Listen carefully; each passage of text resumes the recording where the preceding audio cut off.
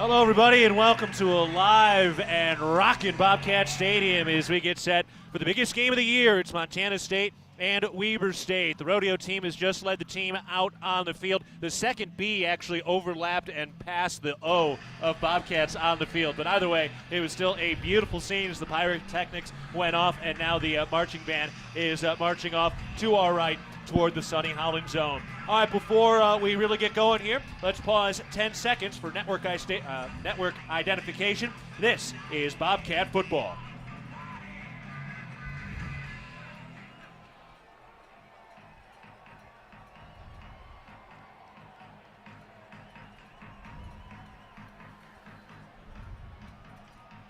I'm Keaton Galongley alongside Mikey Ryder up in the broadcast booth. Dan Davies is down on the sideline. He'll join us here in just a moment. Dylan McPhail is our on-site engineer, and John O'Connor and Jesse Ropolato are back in the studios today. We are just about ready to go for this top 5 matchup at Bobcat Stadium. Dan Davies is down on the sideline. It is wet, it is rainy, it is cold. He is down there letting us know how cold. Dan, how is it down there right now? It's a little damp, 39 degrees, but the good news is there's no wind, so that will make it a little more tolerable for the fans and the sideline broadcaster. And how's the field conditions? Do you think guys are going to be slipping around a little bit, or is this turf field holding everything? Hey, if it's good enough for the horses, it's good enough for the Bobcats and the Wildcats. But this field has drained very well considering all the wind or all the rain that has occurred in the last 24 hours. So I don't think the field conditions will be a big factor other than the football getting a little bit wet that could cause some interesting things in this special teams area. All right, it's going to get interesting. It's going to be interesting, Mikey. This is it, man. I mean, this is the biggest game of the year to this point. Obviously, Cat Grizz at the end of the year will be the biggest game of the season. But right here, if you want to win the Big Sky regular season championship, you need to hold serve on your own home field. Yeah, you got to take care of business at home. Utilize your home field advantage. It's got to be a start fast for this Bobcat team. They got to make sure they hit the gas early and often and stay in the game right out of the gate. The Bozeman Come On In Hotel and Suites is a proud sponsor of MSU Athletics and the Montana State Alumni Association. The Come On In allows you to escape the ordinary while enjoying their numerous hotel and guest room amenities. Visit ComeOnIn.com to book your stay today. Weber State will kick it off. They will kick from right to left. They are in the road white uniforms, purple numbers on the front and the back. They've got purple font, Weber State on the front, their names on the back, white helmets with the Wildcat logo over the right shoulder, and they've got purple numbers on the left side of those white helmets. For Montana State, they're in the navy blues. They've got the dark blue pants on, the dark blue jerseys with the white numbers outlined in gold, the white and gold strip around the shoulder pad, and the white numbers outlined in gold on top of the shoulder pad. And today they're wearing the white helmets with that blue and gold white Bobcat that looks ready to pounce in a big-time game today. Montana State trying to earn a 17th consecutive win at home. If they do, that would set a new program record at Montana State. Meanwhile, Weber State has not lost an FCS road game since 2019. So a streak is ending today, and we're going to get things started right now. Here's the opening kickoff, booted away with a right-footed kick down the left hash mark. Marquis Johnson has it go over his head, kicks across the end zone and out of bounds, and we are underway. Montana State will start things going from left to right at the 25-yard line. Tommy Millott will have the football for Montana State, and no Sean Chambers today. He is out with an injury. That is a massive loss for MSU. Yeah, massive on the short yardage situations where he has been so key, moving the chains. They got to find a way to continue to earn it in the trenches. In this offensive line, some of these newbies have got to earn it early against a talented D-line from Weber. No Cleveland Thomas, so Taco Dowler getting the start. The Billings native, he's on the right side with Willie Patterson. Here's the first snap of the game. They hand it off to Lane Sumner, and he dives through the line for a 3-yard gain. 2nd and 7 coming up. Lane Sumner has been a force this year, playing in only his 5th game this season. He has over 400 rushing yards, and he's averaging almost 7 yards per carry. And Montana State lining things up quickly here out of a shotgun formation on the left hash mark. 3 wide receivers to the right, Sumner to the hip, on the left hip of Tommy Millott, and now we've got a flag, and I think there was a false start there on Montana State, but we'll get the call here momentarily. Yep. 75. Offense, 5-yard penalty, down still 2. And that's Jacob Kettles, who has replaced Marcus Weir, who is out for the year. So that was Kettles getting the start today. He was the one who moved early. Yeah, you see both him and Omar Abedian. They got to settle in. The youngsters, a lot of juices rolling in their first start. No doubt about it. 2nd and 12. Montana State at their own 23 in a shotgun formation with 3 wide receivers to the right. Here's the snap. They hand it off. Lane Sumner runs right, gets to the line of scrimmage, and he's bottled up after another solid gain. This time he's up to the 29-yard line. So here we go. Already 3rd down, 3rd and 6 for Montana State coming up. Yeah, and these 3rd downs are going to be key. Got to move the sticks. Not going to get a ton of possessions today. The run game for both offenses is going to suck up a lot of this clock. These 3rd downs are real pivotal. Montana State, a little confusion here. They're trying to get everybody set. They got plenty of time on the play clock, 20 seconds left. 2 receivers left, 1 to the right. Derek Snell, the tight end, on the right side of the line with Lane Sumner in the backfield in the shotgun. Here's this 3rd down snap. Fires on a slant, picked off, wide open, down the right sideline. Tommy Malott with the tackle, and it's picked off by Eddie Heckard. That's the 13th interception of the year for Weber State, and on the first drive, he turns it over deep in their own territory. Yeah, they play a ton of man-to-man, this Weber team does, and right there, he was expecting it, Tommy Malott was, and there was a whole defender just spying Tommy's eyes, and he walked right in front of that slant. He tried to fit it right in the slant window to Willie, threw it right in his chest. So threw it left. Eddie Heckard, one of the more experienced guys in this secondary. That's his 7th career interception. So Weber State gets their first possession of the day on Montana State's 11-yard line. They take the snap. Barron shuffles out of the backfield out of pressure, fires. That pass is incomplete at the goal line, but Montana State got a little pressure in the backfield on that first snap. Yeah, Brody Grebe had him almost dead to rights. Bronson Barron does a good job eluding the pressure, stepping up, and tries to hit his tight end, which we're going to see a lot of. 2 really capable guys at the tight end position, big, tall targets. We're going to see a lot of targets to those guys here this afternoon, I have no doubt. That's Hayden Meacham, number 96, Justin Malone, number 88, the tight ends. One of those tight ends in motion from left to right, single wide receiver over on the left side. 2nd and 10 from the 11-yard line of the Cats. Here's the snap, fakes the handoff, fires on a slant that is tipped and incomplete. Somebody on the line got their hand up and knocked it free. Already 3rd down coming up. Yeah, just a run-pass option there up front. That offensive line is block and run all the way. Quarterback gets to make a decision based on the box count or the number of guys at the line of scrimmage. He decides to pull it, throw it out there to the slant. Good job by that defensive line, getting their hands up, knocking the ball down. Big 3rd down here. Would love to force a field goal. This is where Bobcat fans make their voices heard on 3rd down in the red zone. Weber State with a football. 2 wide receivers left, 1 to the right. McMillan, the halfback, next to Bronson. Here's the snap. They hand it off, and he's bouncing off a man in the backfield. Breaks another tackle in the backfield. Kendrick Bailey helps shove him out of bounds on the right sideline, and Montana State blew up that offensive line again. 4th down, and Weber State will kick a field goal. Big stop for the Cats D. Yeah, great gap integrity, winning with violence there right at the line of scrimmage. And they reset that line of scrimmage, the Bobcat defense did. Good job getting off the field, answering the bell with a tough turnover. Good job by that Bobcat D. Kyle Thompson on to try this field goal attempt from 25 yards out on the right hash mark on a wet day. No wind, but a tough angle. And again, that football is going to be a little bit damp. Here's the snap, little high, corrals it, gets the kickoff, and that ball is through the uprights. It is good, and Weber State strikes first. They convert the early interception into a field goal, and Weber State leads 3-0. All right, we will take a break, our first time out of the day. 12:51 to go in the first quarter. Weber State leads 3-0 over Montana State. This is Bobcat football from Learfield.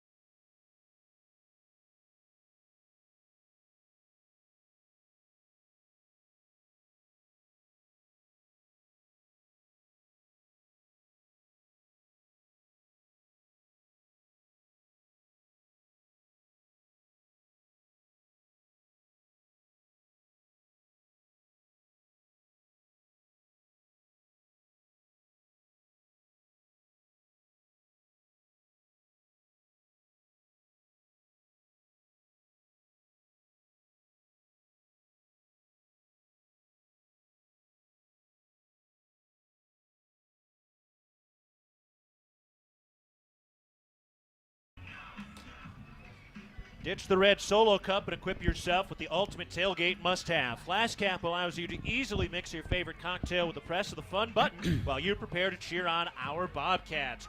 12:51 to go in the first quarter. Weber State striking first. They lead 3-0 over Montana State, converting after an interception thrown by Tommy Malott. Dan Davies is down on the sideline. Dan, even though that was a tough start, Montana State's defensive line looked to really win that early battle in the trenches. Yeah, that's a moral victory of sorts. Only giving up 3 points deep in your own territory. They really rose to the occasion and held the Wildcats just to 3. But you're right, Keaton, that defensive line really got after it that series. Mikey, that was huge. Oh, yeah, absolutely. That's a tough situation deep in your own territory. And they were physical, being gap sound. They stopped the run on a couple nice plays, got a little bit of pressure on the quarterback. That's a win for certain by that Bobcat D. Marquis Johnson back to return this kickoff coming from Weber State. Marquis Johnson second in the conference in yards per return, second only to Abraham Williams, the return man for Weber State. So we got two of the best return men in the conference matching up today. Here's the kick, a little bit short. Marquis Johnson to the goal line, makes the catch. He's going to take it out. He's across the 10-yard line, angling left, makes a man miss outside the hash marks, turns upfield along the left sideline, and he's finally spun down at the 25-yard line. So Weber State able to do a nice job to slow him down. The Cats take over for their second possession of the day. How would you like to be able to listen to us while synced up to your TV in the comfort of your own home? Go to syncmygame.com, syncmygame.com to find out how. Montana State taking over again. Elijah Elliott in the backfield now, along with Tommy Malott. Two wide receivers to the left with Alston and Dowler. And then on the right side, Trayton Pickering in the slot, along with Willie Patterson. It's a pistol formation at the, again, 25-yard line on the left hash mark, so slightly different look here for Montana State. Remember, Clevan Thomas out today. Here's the snap, fakes the handoff, now pitches it to Elliott. He runs right outside the hash marks, and he is bottled up and carries a man forward for 4 yards. That was a pretty feisty 4-yard gain from Elijah Elliott. Yeah, we've seen that same speed option look. They try and freeze those linebackers with a token give to that running back. They get into their option phase and gets to the edge. These running backs are going to have to make the second and third defenders miss for this run game to be effective today. Elijah Elliott has had limited time, but he has been really good when he's been in there. He fakes the handoff. Malott rolling out left, fires over the left side. That is caught. Racing across the first down marker and out near the 45-yard line. Trayton Pickering the catch and run.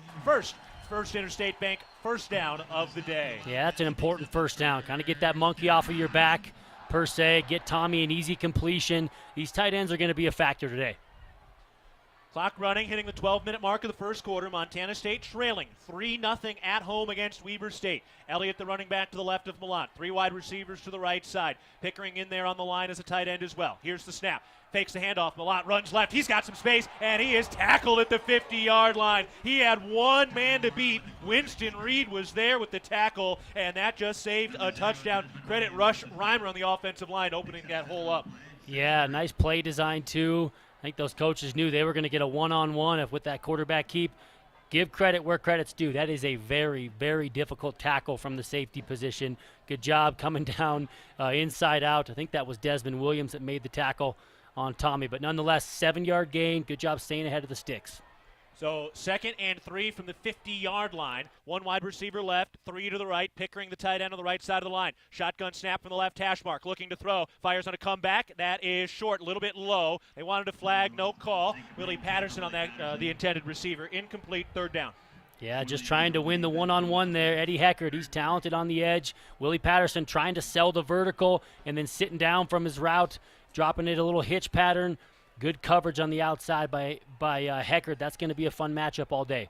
Empty backfield, 3rd and 3. Big-time play here with Montana State holding the football at the 50-yard line. One wide receiver left, 3 to the right. Here's the snap. They fire to Elijah Elliott. He makes the catch, cuts upfield, makes a man miss, and tackled up near the 40-yard line. Got the first down, but there's a flag slightly down the field near where Robbie Alston was putting together a nice block. Let's see what we got. I think a hold is coming that's going to move this back. 11, offense, 10-yard penalty. Repeat third down. So it was Willie Patterson who picked up the holding call, and that'll back it up. So Montana State got the first down, but that is negated by the holding call. Yeah, these penalties, that's going to kill you. Turnovers and penalties, not a great start by this Bobcat O. Early, we got to find a way to play clean football.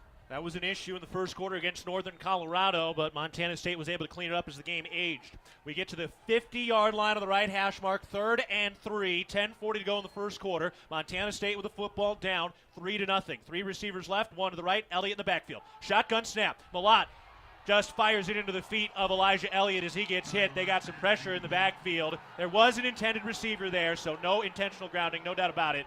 And 4th down's coming up. Montana State will punt. Yeah, trying to set up a screen pass right there. And really that defender came through really quickly. That was Sione Lapuha from West Valley, Utah. He came scot-free there from the edge. Tommy didn't have any time to deliver that screen pass. So that holding penalty bumped Montana State back, negated a 1st down, and now they are forced to punt. Here's the snap from Sullivan. Layton puts it away with the right foot. Out near the 10-yard line, bounces at that 10, bounces straight up in the air, and it's picked up at about the 11-yard line. Beautifully done by Bryce Layton. That is his 5th punt that has ended inside the 20-yard line. 10:22 to go in the first quarter. Weber State has the football when we come back. Weber State leading 3-0 over Montana State. This is Bobcat football from Learfield. One local business will have the chance to win a $10,000 market.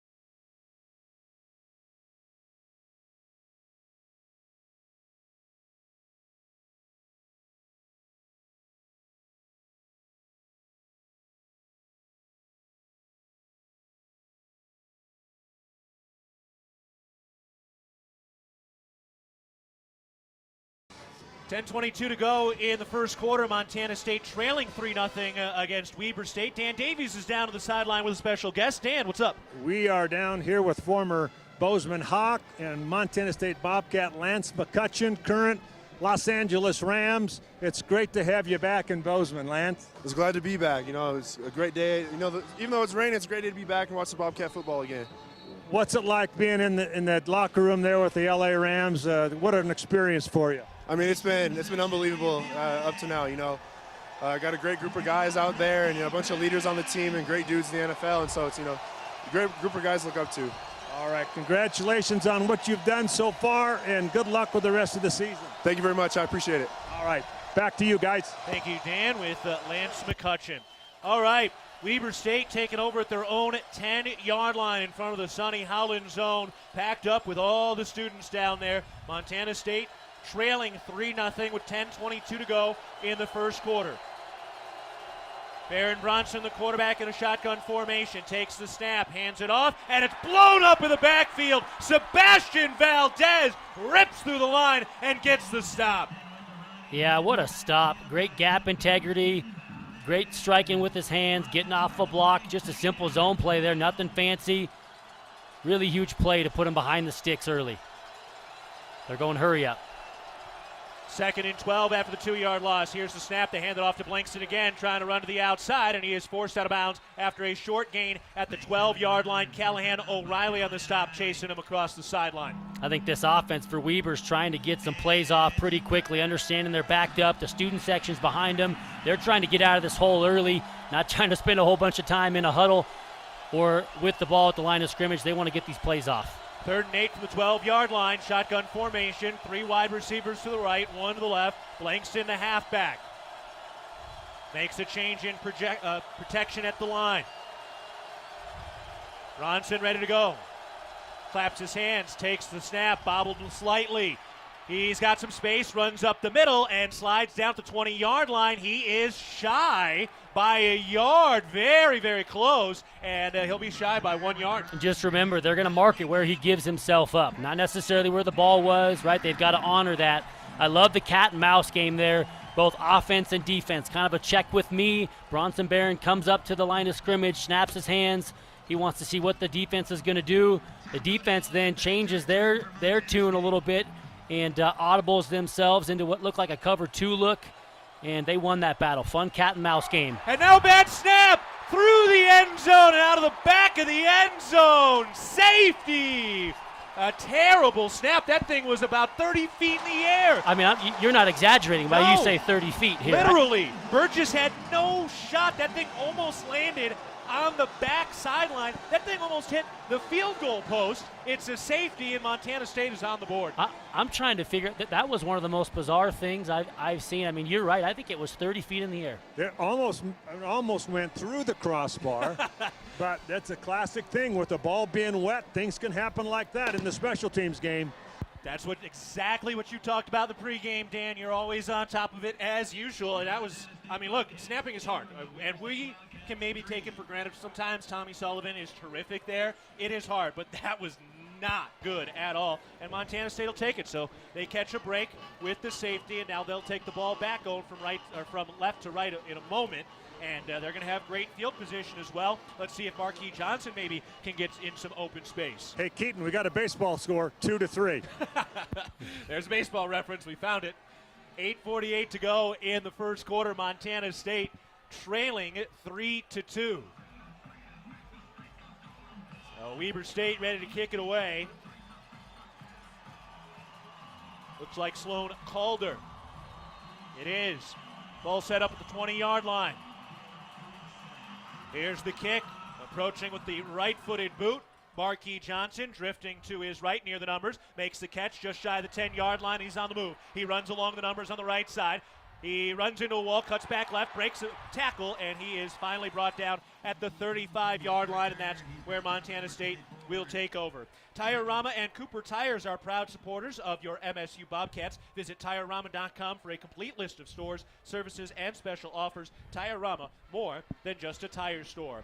Montana State taking over offensively at their own 35-yard line. 8:41 to go in the first quarter. Cats down 3-2. So you look at the early possession that the Cats gave back to Weber State, and now not necessarily a turnover, but an awesome opportunity to steal another possession. The Cats have got to come away with some points on this drive. Patterson in motion over on the left side of the line. Here's the shotgun snap on first down. Malott hit as he throws. That is caught at the line of scrimmage by Lane Sumner, and he falls forward for 2 yards. So they brought some pressure on the outside. 2nd and 8 coming up from the 37-yard line. We're going to see a lot of edge pressure from this Weber State defense, and that's exactly what we saw there. They're aggressive. They count on those guys on the outside to play man-to-man coverage, and they're not scared to bring pressure when it's needed. We're going to see a lot of it today, especially off the edge. Lane Sumner, the halfback now. So Sumner's the halfback here. Elliott on the last series. Here's the snap. Malott pressured, breaks a tackle in the backfield, rolls out left outside the numbers, and angles forward back to the line of scrimmage just about. Looks like it's going to be, that's correct, no gain. 3rd down and 8 due for the Montana State offense. Good job wiggling his way out of there. A lot of pressure. One of those defensive linemen in his lap pretty early. Good job by Tommy. Avoiding a couple guys and getting back to the line of scrimmage. Still making it a 3rd and manageable. 5 receivers, including a tight end Snell on the left side, and Sumner, the halfback, on the right side. From the left hash mark, 3rd and 8. Here's the snap. Malott looking to throw. Fires. That is caught by Willie Patterson on his knees, but 1 yard shy of that first down marker. Was a slightly low throw on that slant, so it's going to be 4th and 1. Looks like they're going for it. Yeah, and just killer there. If you're Tommy, you got to put it on his numbers. Willie does a really good job in a one-on-one situation, creating some space. He's wide open. You got to give him an opportunity to get some yards after catch there. Difficult throw. Nice catch by Willie Patterson. It looks like they're setting up that Delta formation. Devin Slaughter is in the backfield now in front of Tommy Malott.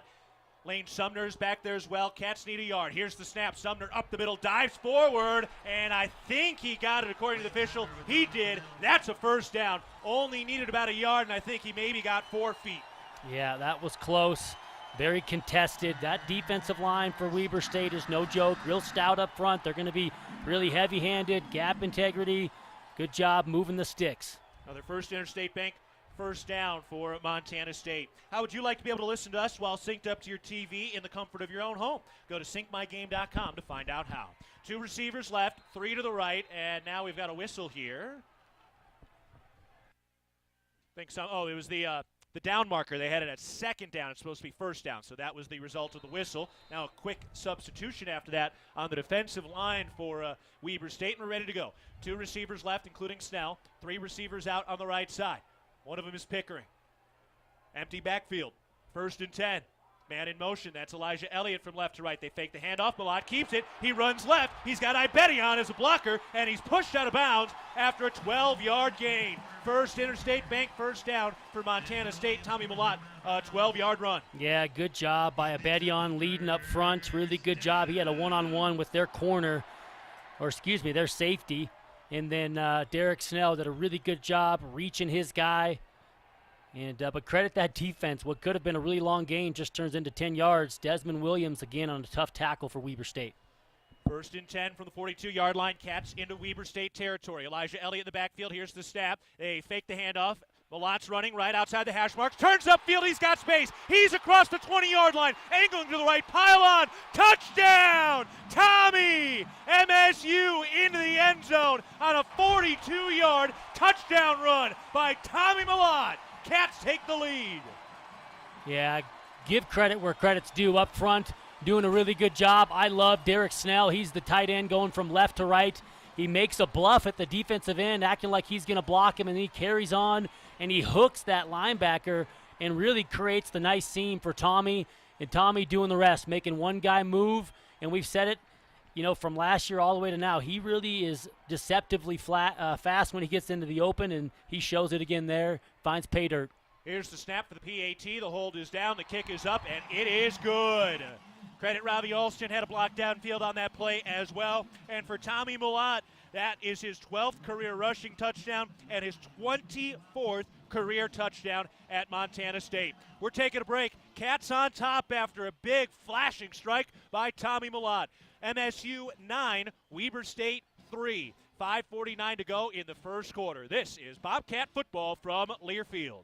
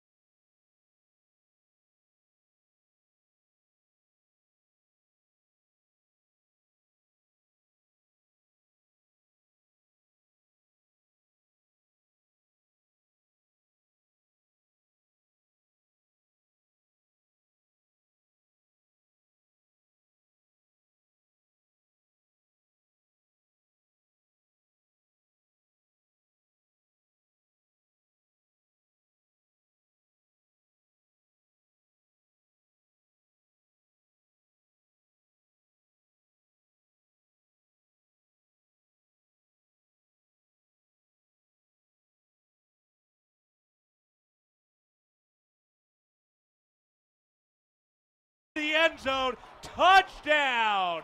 Abraham Williams, his second 100-yard touchdown return this season. And just like that, Weber State has tied it up with a PAT coming.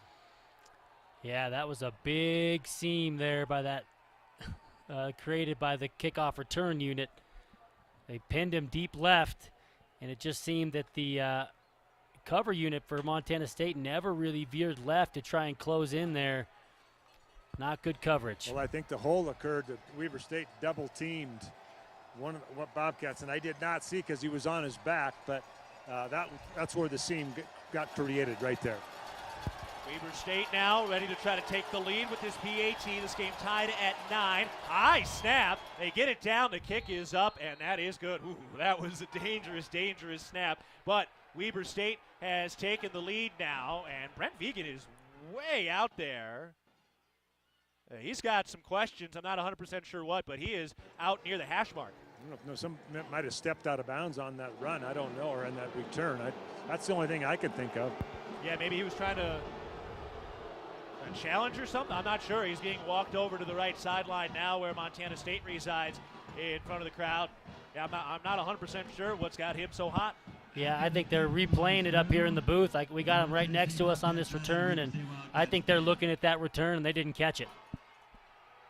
Yeah, it was pretty close. We just saw a replay. It's not a great view, but it was close. And Abraham Williams, man, he is a force back there. Already his second returned touchdown of the season. He's leading the conference right now, almost 40 yards per return when he actually gets a chance. Both him and Marquis Johnson at the moment would break the Big Sky record for most yards per return if they keep this pace up. They're both about 3-4 yards ahead of the conference record. It's interesting. You look at Weber State, and for the last 4 seasons, they had the best returner in possibly the country, definitely the FCS, and Rashid Shaheed, the San Diego native, and here they are with another awesome returner this season. Here's the kick. Marquis Johnson takes it to the goal line. He runs along the numbers on the right side, and he is caught at the 20-yard line. So Montana State will start backed up just slightly. Looking for small business support from IT and accounting to recruiting and marketing, Cosentus offers a wide range of business services to optimize your growth. Check them out at cosentus.com. It's been a heck of a first quarter. Go ahead, Dan. Yeah, one thing, guys, with the weather conditions, a little bit cooler and a little bit damp, we're going to see more kickoff returns than we've seen all season because they're not getting it through the end zone on the kickoff. Right. 3 receivers left, including the halfback Elliott. 1 wide receiver right, that's Patterson. Empty backfield for Mulat in a shotgun formation. Now Patterson in motion from right to left, and we've got a whistle as that snap was delivered. And we'll see what we get here. I'll start. 53. Offense. 5-yard penalty. Down still 1. So false start on Montana State. I think they meant 63 there. That'd be Rush Reimer. So that'll back them up again. Montana State back on their own 15-yard line. 1st and 15 on this possession with 5:30 to go in the first quarter. Cats down 10-9. Boy, this game is shaping up to be a classic. 2 receivers left. Here's the snap. They hand it off. No, he keeps it. Mulat runs up the middle, cuts back left. He's still on his feet and dives forward up to the 26-yard line for an 11-yard gain. That is a huge play by Tommy Mulat. And now the Cats have second and manageable. And there he is, making that second defender miss and finding a few more yards there. He is a creative runner, really good vision. I'm always impressed by his low center of gravity, but great vision, keeping guys on skates. If you get too far over the top, he's going to cut back on you. Very capable runner. Good job with a nice chunk play on first down, trying to get some of those penalty yardages back. Creative runner. That's an excellent description of what Tommy Mulat does out there. Over on the left side, Alston and Patterson spread out there. Snell on the line as a tight end. Pickering on the right side. Elliott in the backfield. Here's the snap. They hand it off to Elliott. Sheds 1 man. Breaks another tackle and pushes forward up to the 33-yard line. First interstate bank. First down. Elijah Elliott, man. That kid can run with some force. Yeah, doing a really good job in this outside zone scheme. He's a really patient runner. They call it just riding the wave. That offensive line is stepping left, trying to get really lateral, and then he's picking his window, trying to get vertical, and he's got a really nice feel for this outside zone scheme under Brian Armstrong. 4:20 remaining in the first quarter. Montana State trailing 10-9. Some big plays on both sides already. Patterson out to the left side. Snell, Elliott, and Alston on the right side. Empty backfield on the left hash mark and a shotgun formation on first down. Here's the snap. Malott fakes the throw, now runs, spins off one linebacker, and then is hit coming out of that spin move after a 1-yard gain. 2nd and 9 coming up for Montana State at the 34. Yeah, quarterback draw all the way, trying to get Willie Patterson kind of with some window dressing or some eye candy, as they call it. He was in motion, trying to pull some of those linebackers out of the box or some of those safeties, see if they can't find a window to run.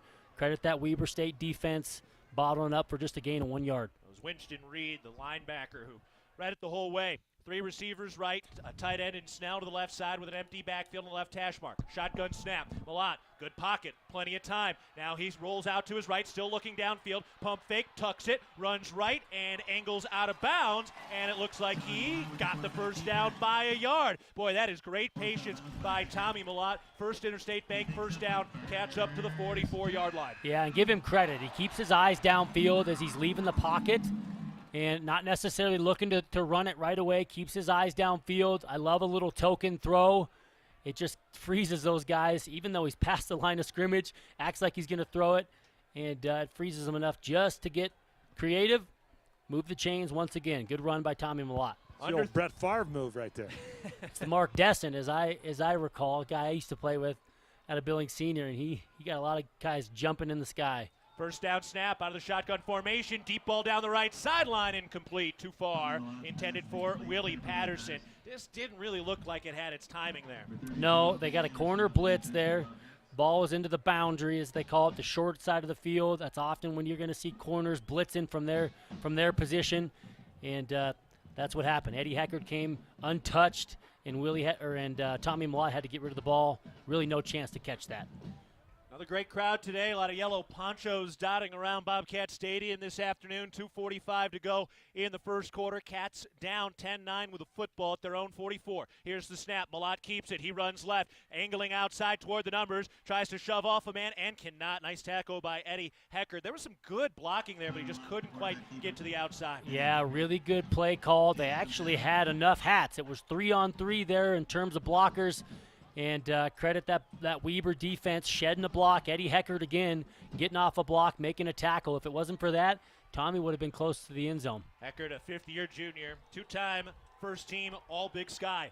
Empty backfield. Here's the shotgun snap on the left hash mark. Fires to the left side, caught by Derek Snell. Makes the first man miss, and then is tackled right at the first down marker. He is a yard shy of that first down marker, but into Weber State territory. And that'll bring up 4th down. Yeah, you still would love to see a throw from Tommy that puts a little bit more on the numbers. He didn't get to catch that in stride. They're going to go for it on 4th and short. And now we've got a whistle and a flag and another false start. We mentioned the injuries. And another false start here. False start. Number 8. 5-yard penalty. Down still 4. This time it was the tight end, Derek Snell. That's huge now. Montana State not going to go for it. They're going to punt it. Obviously the right decision, but that penalty is killer. Yeah, killer. You really stop to drive. And these penalties, and then you match it with the turnover on that first possession, just not really in rhythm. Can't be out here beating yourself in a close ball game. They got to get these woes fixed, otherwise it's going to cost them. We saw this last week as well for Montana State. We really hadn't seen it all year, and now the last 2 first quarters have been ripped up by penalties. Here's the snap. Leighton boots it away with the right foot out near the 10-yard line. The catch is made. Angling right, spins off a man, and then he bounces off another man, angles out to the 20-yard line, cuts back left of the 30, breaks another tackle at the 40. He's down the right sideline with some blockers. He's got a chance to go. He will into the end zone. Touchdown, Weber State. Is there a flag on the field or no? No, and there should have been. That was a blatant block in the back on Simeon Woodard, and I cannot believe that they didn't call that. He got blocked right in the back and didn't make the play. I am shocked that was missed. Yeah, Brent Vegan saw it too. He was down there barking about it, rightfully so. Second return touchdown allowed by Montana State in this game, and Weber State taking a 16-9 lead, lining up PAT here after a punt return for a touchdown. 2 big killer returns. Here's the snap. Ooh, that one's high again. Here's the kick. That is up, and that is good. And that'll make it 17-9. Weber State in front. So a couple of killer returns, and that is what has Weber State in front now, heading toward the end of the first quarter. At Firehouse Subs, a portion of every purchase helps provide much-needed life-saving equipment to first responders across the country. That's why at Firehouse Subs, they make their subs differently, because their subs can make a difference. Brent Vegan prowling down that left sideline still. And that's that was a huge no call, and now Weber State trying to pump up the boos from the road crowd. You know, calls like that, it's right at the point of attack too, and they don't normally miss that. I'm surprised that they did. It's very, very easy to see on those returns and the change of possession, and to miss that, that's critical. Montana State finds themselves now down by 8 with 1 minute, 8 seconds to go in the first quarter. Cats down 17-9, trying to stay undefeated in Big Sky play. And Weber State has landed a couple of big punches. An interception turned into a field goal, 2 special teams touchdowns, and Montana State is down 17-9 as Weber State prepares to kick it away from right to left. Marquis Johnson standing near the right hash mark of the Cats' end zone. Here's the kick from right to left. A little bit short-ish. No, he's in the end zone. Marquis Johnson takes it on a fair catch, and that will put Montana State up at the 25-yard line. With 25 years of proud business service, Cosentus optimizes healthcare, dental, and small business solutions with a focus on your growth. Check them out today at cosentus.com. Still technically just a 1-score game. It's an 8-point lead for Weber State, and Montana State has moved the ball a little bit, but they've shot themselves in the foot. Yeah, they have. Penalties, turnovers, and then you look at what they've done, giving up some of these big plays. Look, I don't think Weber State even has a first down on offense. And so you look at that, they're in it on defense. Just can't shoot yourself in the foot. This is a big possession. Got to get some momentum back on our side. Cats on their own 25-yard line, setting it up with 68 seconds to go in the first quarter. 1 wide receiver left, 2 to the right with a tight end up near the line. Lane Sumner is the halfback on the left hip of Tommy Milan. Couple of hard counts, now takes the chest-high snap, looking to throw, has a nice pocket, now steps up, and he is tackled from behind. Had a little bit of space there, didn't pull the trigger, and he is stopped after a 1-yard gain. Yeah, coverage sack there. Good job by the offensive line. Plenty of time to look downfield. Just no separation by that receiving core for any windows for Tommy to throw it. That's a coverage sack. I guess not necessarily a sack, still 2nd and 9. Yeah, technically a 1-yard gain, as you mentioned, 2nd and 9 from their own 26-yard line. Pistol formation, here's the snap. They hand it off to Lane Sumner, and he dives and scampers forward up to the 31-yard line. Nice job of finishing that run with a couple extra yards, and now the Cats have 3rd and 4 coming up. Yeah, really tough run by Lane Sumner. Another corner blitz on the outside. He was untouched, and he gave a nice shot to Lane Sumner, but he kept on trucking, kept his balance, making it a 3rd and manageable. Huge 3rd down. Cats in their own territory at the 31-yard line. Shotgun formation. Here's the snap. Malott looking to throw. Fires to the left side. It was tipped. Caught by Sumner right near that 1st down marker, and he is shy by less than a yard. So even with that pass tipped, Lane Sumner comes up just short of that 1st down marker. What are the Cats going to do here? Layton came out onto the field momentarily, but we're going to wait and see what the official decision is after this timeout as we've hit zeros in the first quarter. All right, feels like we've played a month's worth of football in the first 15 minutes. We'll take a break. Head into the second quarter. Montana State trailing 17-9 against Weber State. This is Bobcat football from Learfield.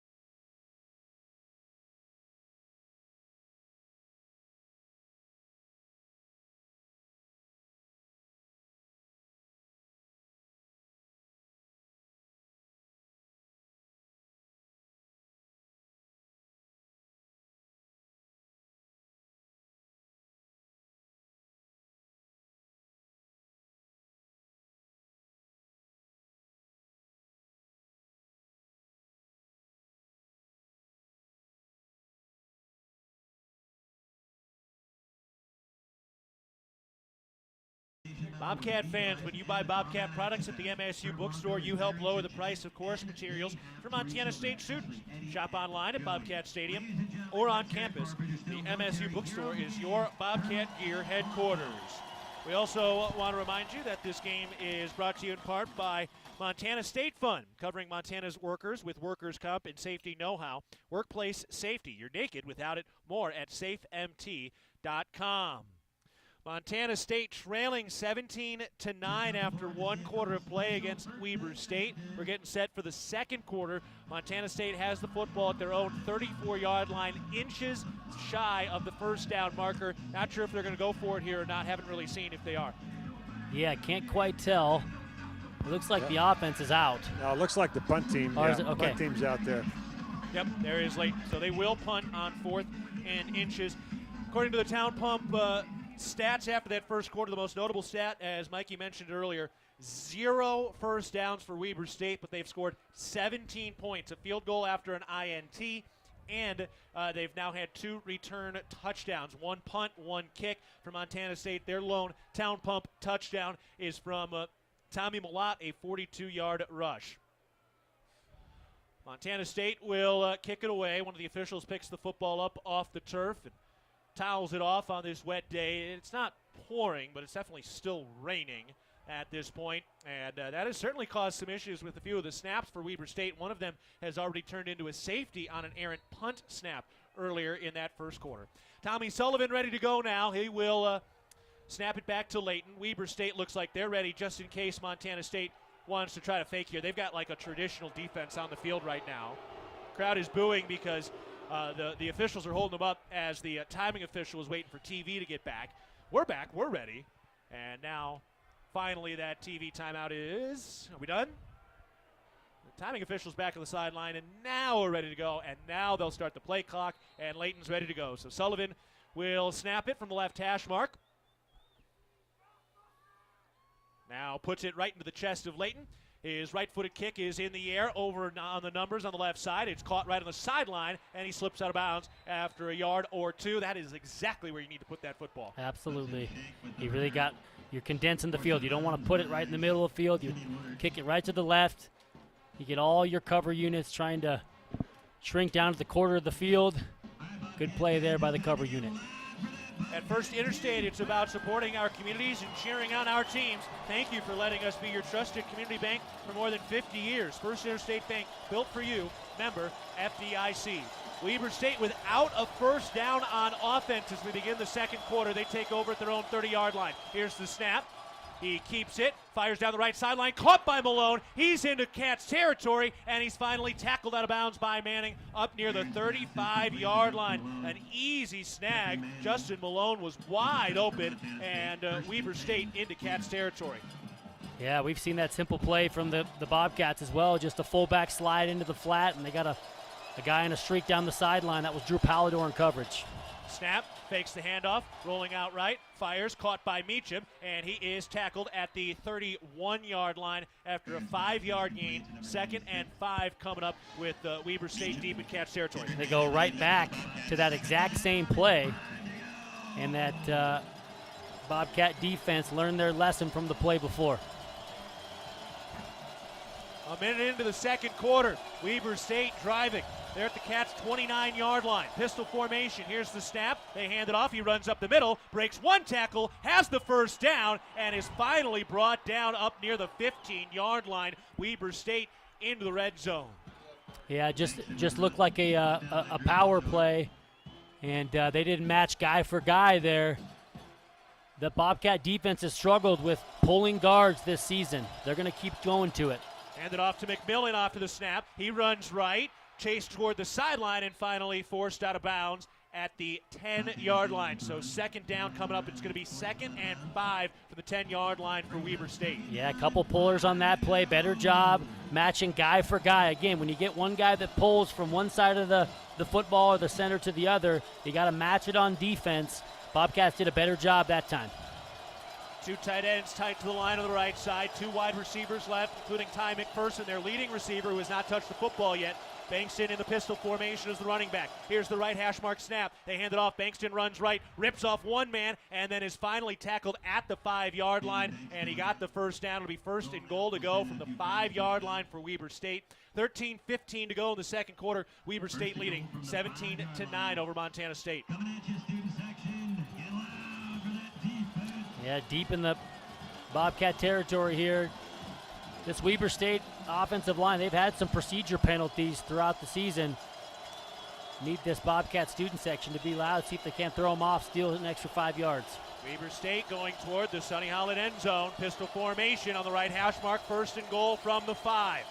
Here's the snap. Hands it off. Bankston runs right, angling to the pylon. He's in. Touchdown. Weber State has scored from 5 yards out on the touchdown run by Bankston. That is his team best 5th rushing touchdown of the year. Weber State now leads 23-9 with 12:42 to go in the second quarter. Yeah, just a short edge there, and really they get to a one-on-one with the corner, and the corner ends up not staying home. Tries to work a little bit over the top. That was on him. He is an edge defender, a D-gap defender as they call it. He did not do his job. High snap with a PAT. They somehow get it down, and they got that kickoff. Man, what Jack Burgess has been doing as the holder should not be overlooked. He has hauled in a couple of brutal snaps, but they get the PAT up, and that will take us to a timeout. 12:42 to go in the second quarter. Weber State leading 24-9 over Montana State. This is Bobcat football.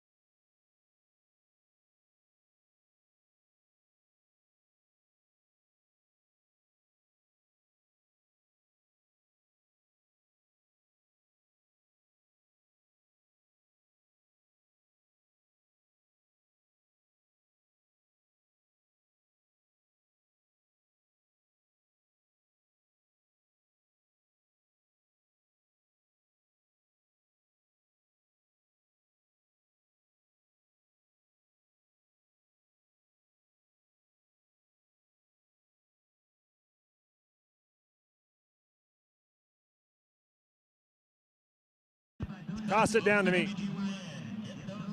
12:42 to go in the second quarter. Montana State trailing 24-9 against Weber State. Dan Davies is on the sideline with other guests. Dan? I'm down here with former Bobcat Daniel Hardy, member of the Los Angeles Rams, 7th-round draft choice. I got banged up a little bit early in camp. How's your rehab coming? It's going good, man. We're doing all the right things, making sure we get out there with no problems, no chance of re-injury. So just trying to handle it the right way. It's slow. I'd love to be out there knocking heads right now, but, I'm just doing my best to be a good teammate and support the guys. And we're so proud of you here as a former Bobcat here, but what's it like to be in that L.A. locker room? The LA locker room is sweet, but, Bobcat locker rooms have a special place in my heart. I don't think there's anything much better than that. And give us a timeline on your rehab. Not too sure on that one. Looking like 3-4 weeks before I can start actually practicing and stuff again, so we'll see. All right, you're looking good. Thanks for your time. Yeah, thank you. Go Cats. Go Cats. Here's the kickoff. Marquis Johnson has it down the right sideline. He makes a man miss off a spin move, and he's tackled from behind up at the 44-yard line. Thank you to Dan Davies down with Daniel Hardy, and a big return by Marquis Johnson. It was the spin move against the kicker that slowed him down. Yeah, I was going to say, he's one away. Yep. Kicker does a good job making him stop his stride. He busts the spin move, allows the cavalry to catch up. Otherwise, he might be standing in the end zone. I was having a hard time getting Daniel away from that defensive line group. He wanted to grab a helmet and jump in there. I bet you're right. I don't think they'd argue if he'd put a helmet on today. Montana State with the football going from right to left, taking over at the 41-yard line on 1st and 10. Man in motion from right to left. Here's the shotgun snap. Malott fires to Patterson, bobbles but hangs on, cuts through a man, and dives forward up to the 48-yard line. So that'll make it 2nd and 3 coming up. Good job, Willie Patterson, just catching that simple bubble off of the motion. It's just getting guys on the perimeter, getting them the football in space. And credit Ravi Alston on the outside for good blocking. Man, he has been an incredible blocker all year. Over on the right side, it's Alston, Elliott, and Dowler. Patterson spreads out to the left side, Pickering on the right end of the line. Empty backfield, shotgun snap. Malott keeps it. He runs right up the middle, cuts left, towards the numbers, down the left sideline, and he's cut out of bounds. Chased out of bounds up at the 35-yard line. First Interstate Bank first down for the Caps. Yeah, pulling guard there, doing a good job, taking care of business on the second level, and then it really becomes a one-on-one play there between Tommy Malott, and we've seen it with Desmond Williams, who does a pretty good job taking a good angle against a really talented runner in Tommy Malott. Really good job moving the sticks. Cats into Weber State territory, down 24-9, 11:30 to go in the first half. Here's the snap, fired out into the flat for Patterson, running right, angling toward the sideline, uses a stiff arm, and he gets a 1-yard gain. Nice job on the outside with the defense of Weber State. Let's not forget just how good this Weber State defense is. 11 points allowed per game. They're second in the nation. Yeah, really talented, and they're going to challenge guys on the outside. We mentioned it already, but they're going to play a lot of man-to-man, going to be really aggressive, and we're going to see this Bobcat offense take some shots downfield when it makes sense. It's just a matter if they get the look that they like.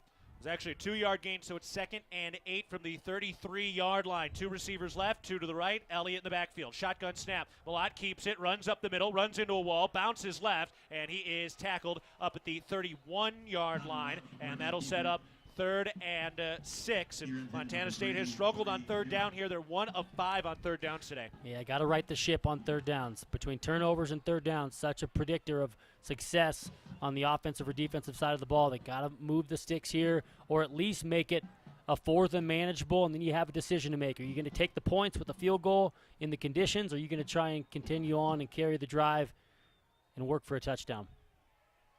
Klesner did boot his first 50-plus yarder last week at Northern Colorado.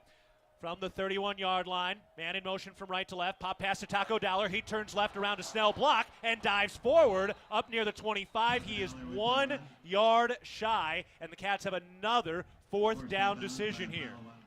Looks like they're going to keep this offense on. They need to. From a momentum standpoint, this is a must-go. Got to move the sticks, 4th and short. Get 1 yard, carry on this drive. 9:50 to go in the second quarter. Montana State trailing 24-9. They're on the left hash mark. They need 1 yard on 4th down. 3 receivers right, Sumner in the backfield with Malott.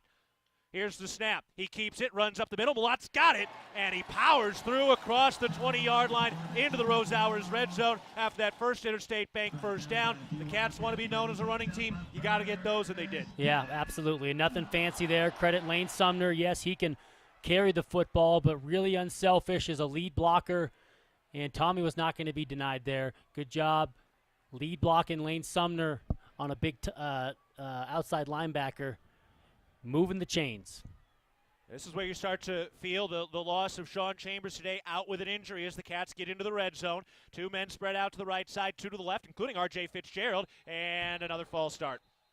That has been an issue for Montana State today, missing 2 of their offensive line starters. And another false start on the Cats, and in another absolutely crucial spot.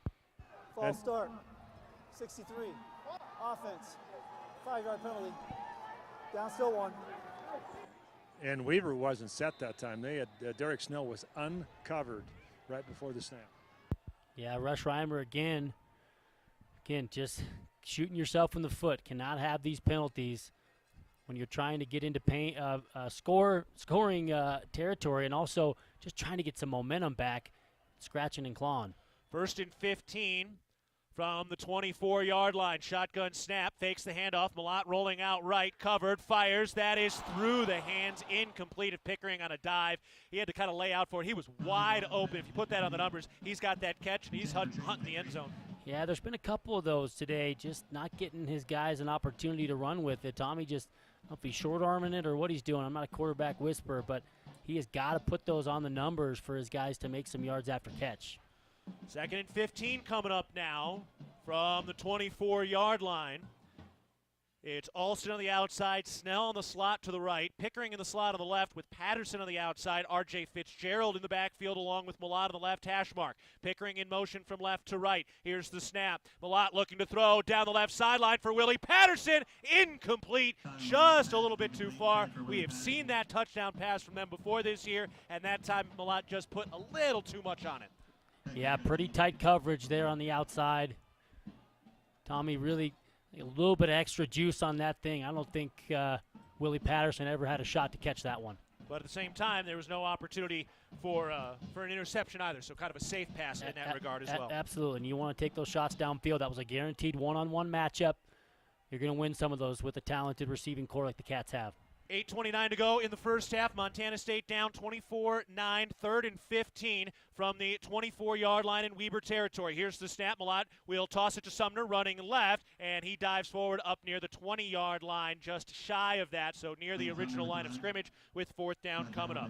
Billings Clinic Bozeman is proud to sponsor today's game to support breast cancer patients in our region. We are open and ready to care for you, our neighbors, and now provide mammograms. Early detection saves lives. To learn more, visit BillingsClinicBozeman.com. So Montana State will set up to try to kick a field goal here. Leighton, the holder, is set up at about the 28-yard line, so we're looking at about a 38-yard field goal. Late substitution here, getting Iberion on the field as number 11 on the field. So looking at about 38 yards for Glessner on a wet day. Slightly high snap. They got it down, and it's blocked, and then Glessner picks it up. It's still loose on the ground, and then it's picked up by Montana State. A blocked punt by Weber State. MSU unable to convert. More trouble on special teams, and Weber State will take over at their own 24-yard line when we come back. Frustrating day for Cats fans. They have struggled in the special teams department. As a result, they're down 24-9 with 7:39 to go in the first half. We'll take a break. This is Bobcat football from Learfield.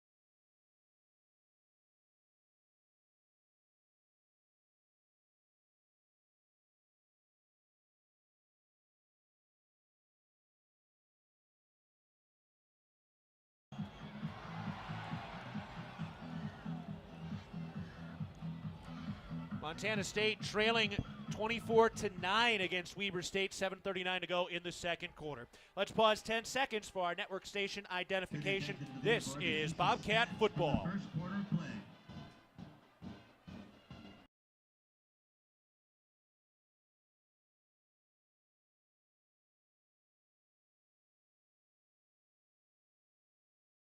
Bobcat Nation, Toyota has created a rewards program specifically for you. As part of the Toyota Rewards program, you can win exclusive swag throughout the year, along with receiving a premium giveaway in the mail each time you bring your vehicle in to be serviced at your local Montana Toyota dealers. To join the program, visit msubobcats.com/Toyota Rewards to register. Toyota, proud to be a partner of Bobcat Athletics. Weber State taking over at their own 24-yard line after they blocked a field goal attempt by Montana State, so that's why Weber State still leads 24-9, so they'll take over on the right hash mark here. First down.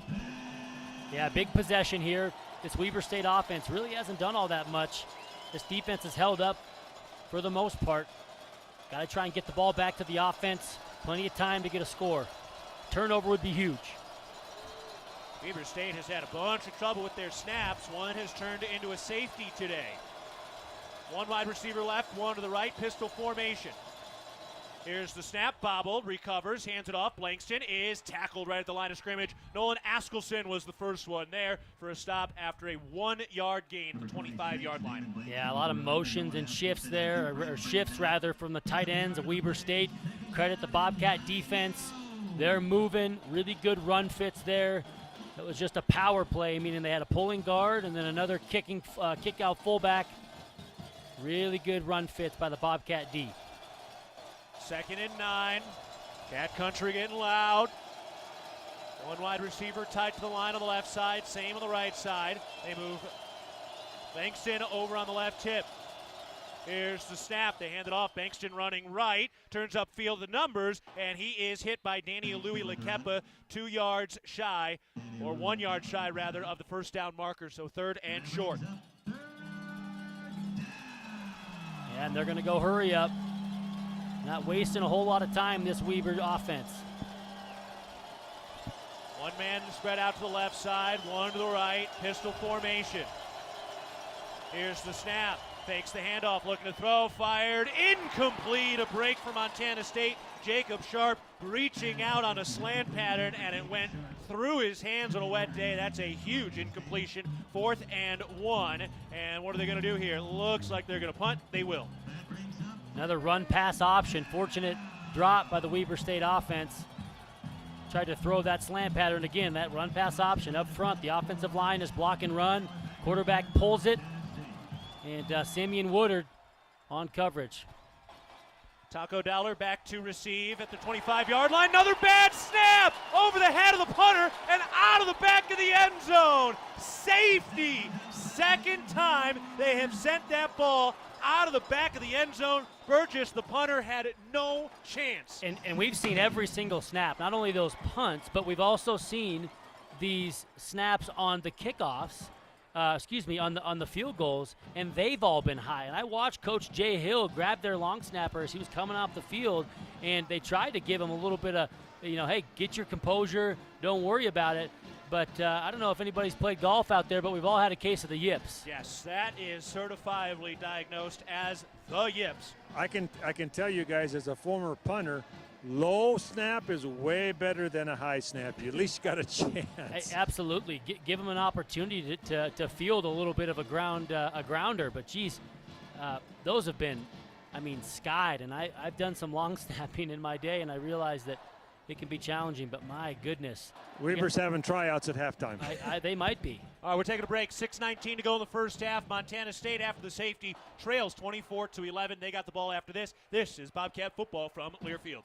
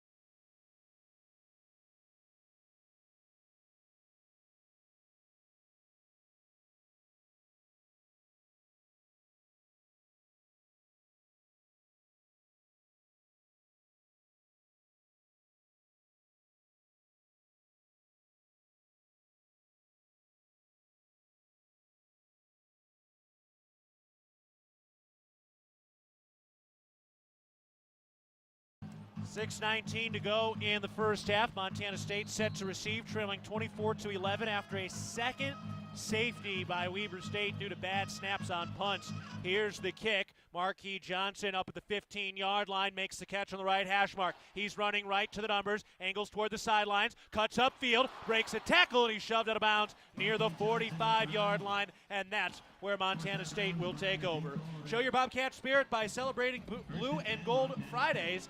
Find Bobcat gear at montana.edu/Bobcat Spirit. 6:13 to go in the first half. Montana State down 24-11. This is a huge drive for Montana State. It will be Weber State who will receive the football to start the second half. So this right here is an absolutely crucial drive. Absolutely. Got to continue to move the chains and turn these third and shorts into first downs. From their own 41-yard line, Alston in motion. Here's the snap. Fakes the handoff to Sumner. Malott rolling out left. Fires. Caught. Ravi Alston. He's got plenty of space in a first down. Cuts back left, and he's into Weber State territory up near their 30-yard line before he's finally brought down up to the 33-yard line. He caught that ball, and he was like, where is everybody? I think he almost fell down. He was so wide open. He was surprised. He just came from his receiver position. And initially blocked and then came across on an over route. Tommy found him really late in his progression.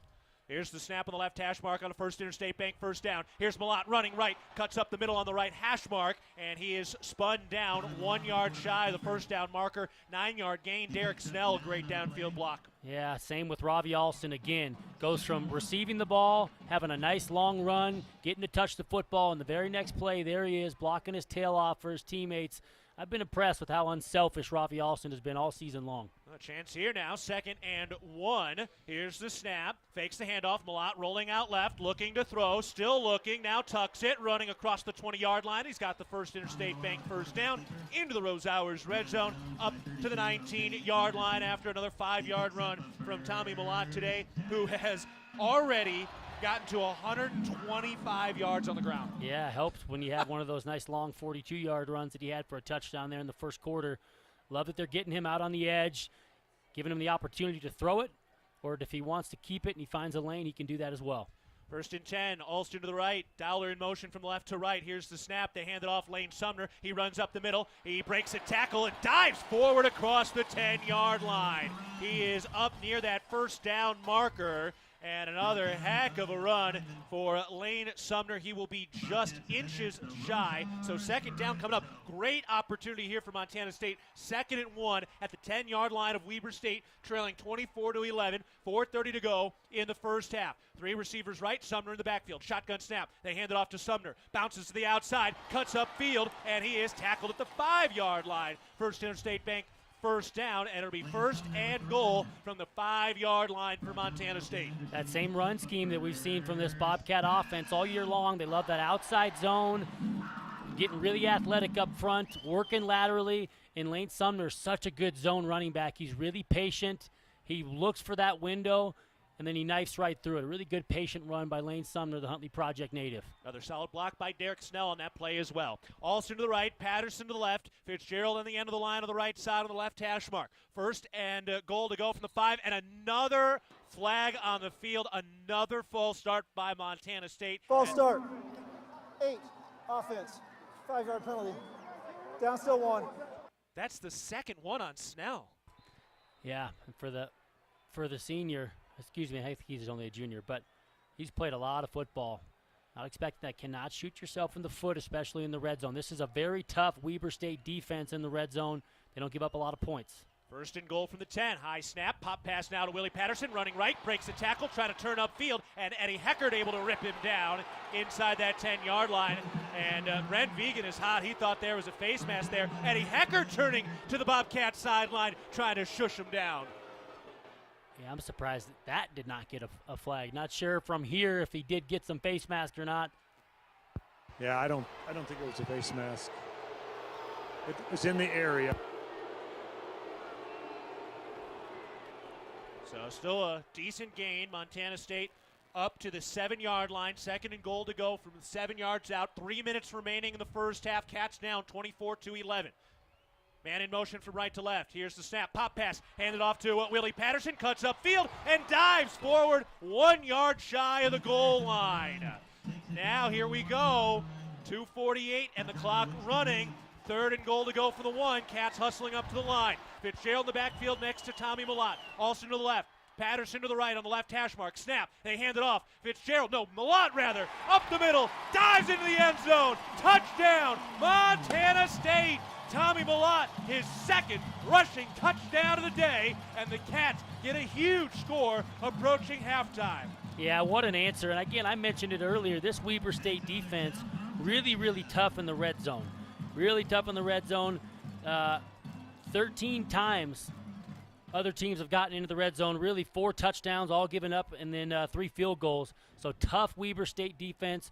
Awesome response by the Bobcat O. Perfect snap from Sullivan. Layton puts it down, and Glessner puts it through the uprights. Huge response by Montana State. Cats trail 24-18 with 2:34 to go in the first half. Weber State will receive to start that 3rd quarter. We're taking a break. Your score one more time with 2:34 to go in the 2nd. Weber State 24, Montana State 18. This is Bobcat football from Learfield.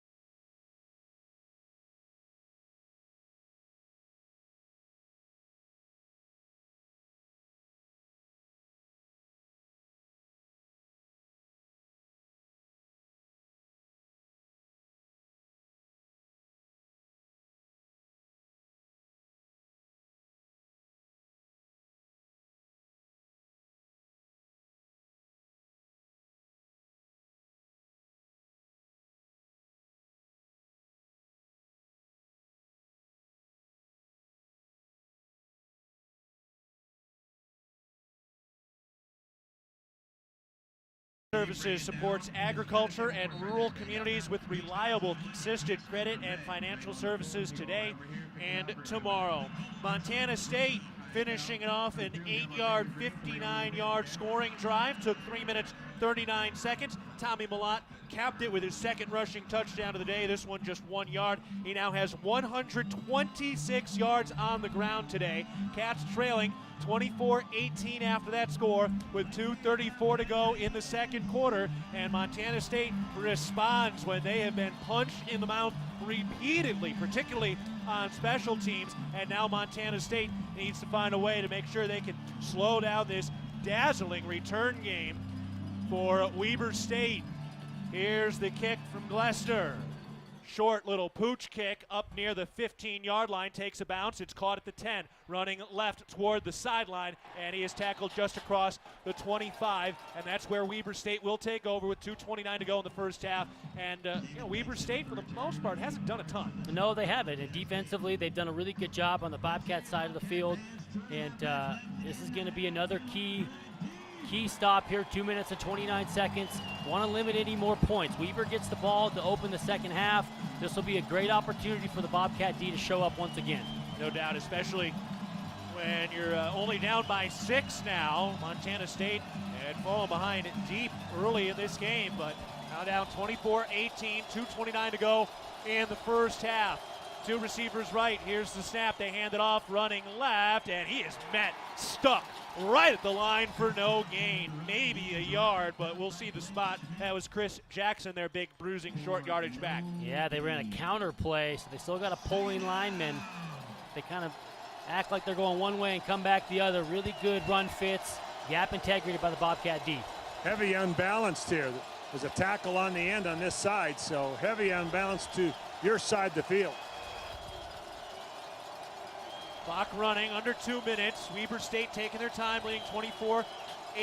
2nd and 10, the snap. They hand it off. Jackson runs up the middle, and he's met immediately again. Danny Louis Lekepa was the first one there, wrapping up the ankles of Jackson. And now we've got a whistle and a timeout. Montana State timeout. Coach Vegan wants another shot at it. With 1:46 to go in this first half, and they're facing 3rd and 7. I bet he does want another shot at it, and he wants the opportunity to get a stop here. He wants to see that center for Weber State try and snap it again, right? They've got issues. So this is a really key 3rd down here. They're backed up. I don't know if there's a backup center. When I was playing, they always had somebody that would be – I was the backup. And so I was lucky that they never did put me in. But I will say, somebody on Weber can snap. And so I'm curious if they're going to let their other guy give another opportunity, if they're going to substitute him out of there, because he really does have a case of the yips. So, but before then, Bobcat D has got to show up here on this 3rd down, get off the field. This crowd is getting loud. This Cats defense has only allowed 94 yards of offense in this first half. 3rd and 7. Bell tolling at Bobcat Stadium.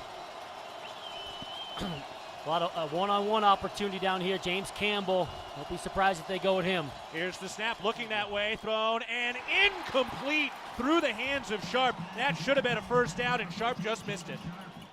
Yeah, and fortunate. A lot of space there. Wide split, as they call it, by Sharp on the outside.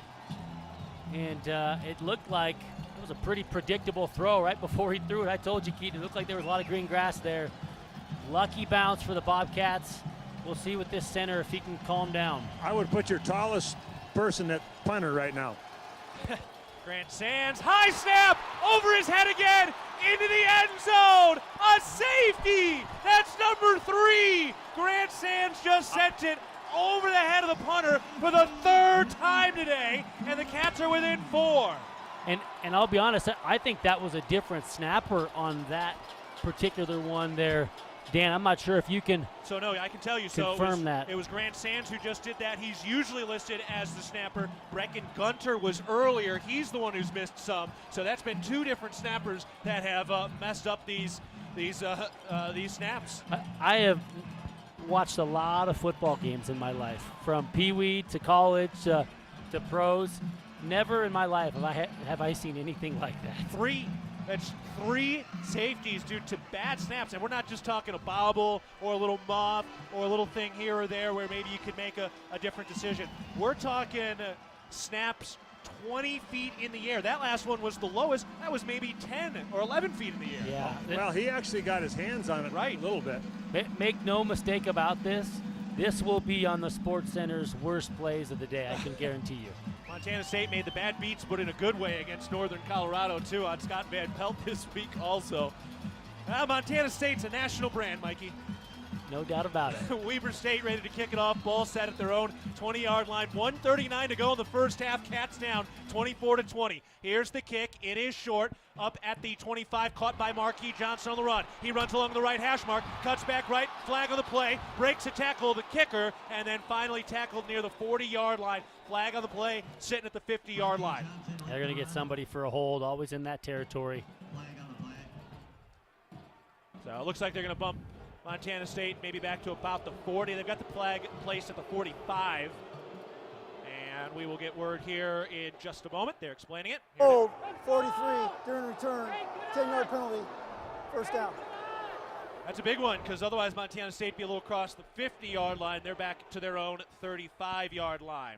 The Montana Farm Bureau Federation is a grassroots organization dedicated to preserving and improving the agriculture and natural resources industry through member involvement in education and political activities. Montana Farm Bureau is the state's largest agricultural organization, representing over 20,000 member families, and is the voice of agriculture at the local, state, and national level. Montana State 1st and 10, 1:32 to go in the second quarter. It gets silent in here with Montana State on offense. Here's the snap. Malott, deep ball down the middle of the field, overthrows Willie Patterson by about 5 or 6 yards. Incomplete, 2nd and 10.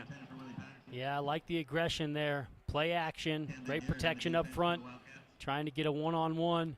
Really good coverage on the outside. Camden Garrett, the corner. He's the Vegas native, running stride for stride with Willie Patterson. Montana State trailing 24-20. This has been a wild game. Weber State has a blocked punt, and they've got 2 return touchdowns. Montana State has been a beneficiary of 3 safeties because of bad snaps on punts by Weber State. Empty backfield.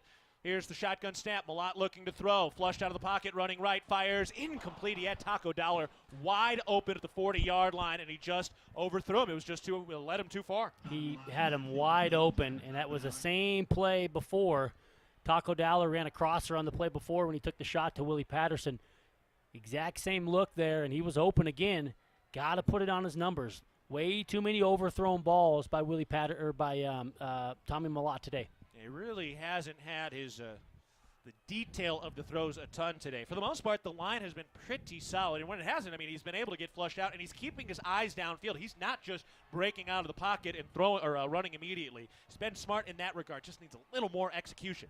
1 receiver to the right, 2 to the left. Shotgun snap on 3rd and 10. Malott flushed out of the pocket, running right, turning upfield to the sideline, and he's back to the original line of scrimmage. And maybe a yard or possibly 2. 4th and about 8 with 1:15 to go in the first half. So Montana State will punt, unable to do anything with that extra opportunity. Yeah, bummer there. And it all starts again with a penalty where you just bury yourself from a field position standpoint because you had good field position after the safety. You got to capitalize on that. Penalties have been a story this first half. A lot of mistakes in this game on both sides for 2 of the top teams in the country. See how it all shakes out when we get into the second half. Still plenty of time to go. Here's the snap with 75 seconds left in the second quarter. Leighton boots it away down the right sideline, takes a kick at the 30. It's off the returner. That ball is loose. Montana State, did they get it? Waiting for the signal. Still waiting. Yes, Montana State, I believe, has recovered. Yes, Cats football at the 15-yard line after another special teams mistake by Weber State. The returner had it just bounce right between his legs. Just let that ball go. Tommy Sullivan. Tommy Sullivan, the holder, with the return. Great eyes, Dan. He's right there, right at that spot. And Montana State recovering. Special teams, special teams, special teams.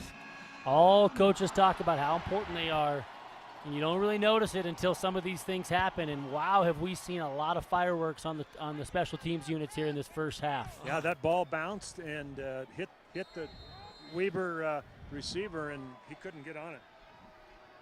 So Montana State takes over the 15-yard line, 1st and 10 with 65 seconds to go in the first half. Here's the snap. Malott fakes the handoff, throws toward the end zone. Derek Snell got it! Touchdown!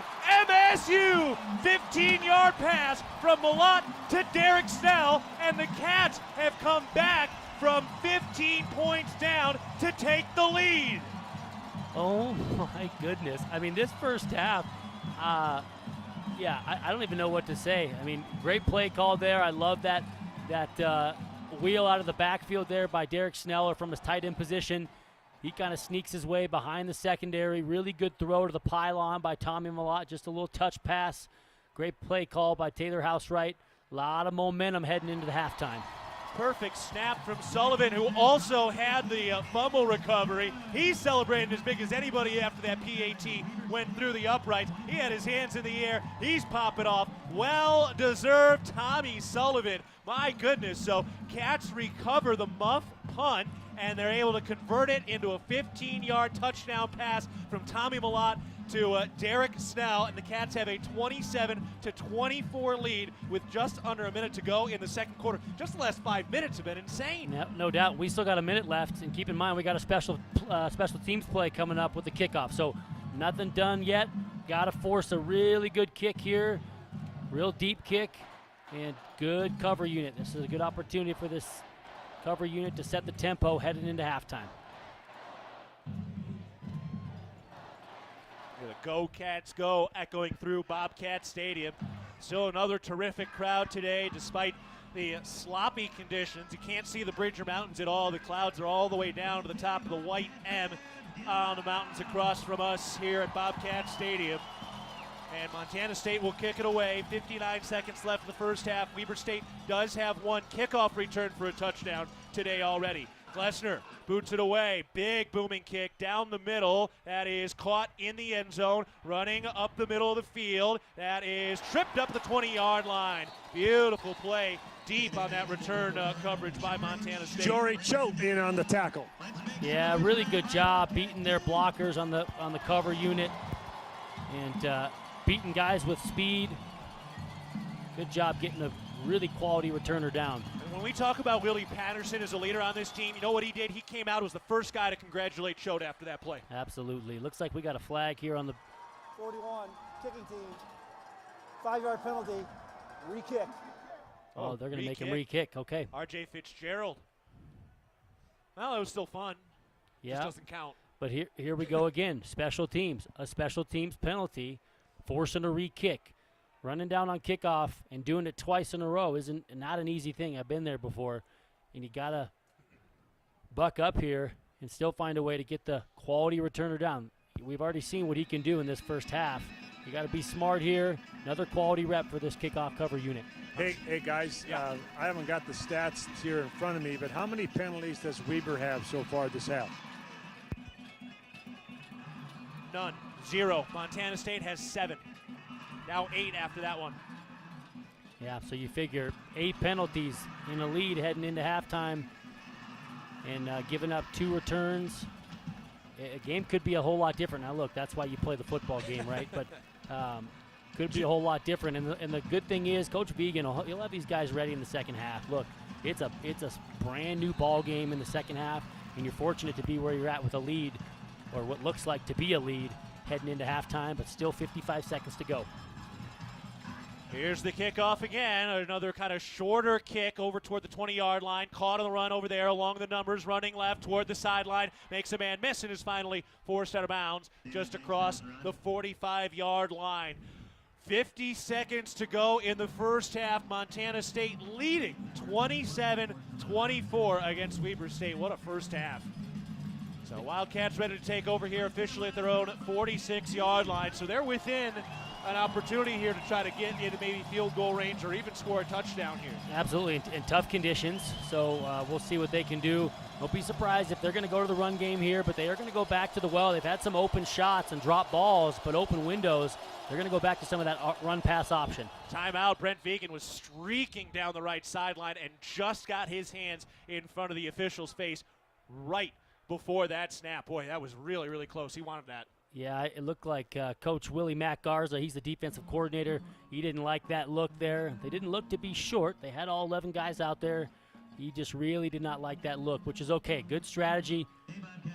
Having those timeouts to burn here, making sure you feel good about your defensive call and your personnel with only 50 seconds to go.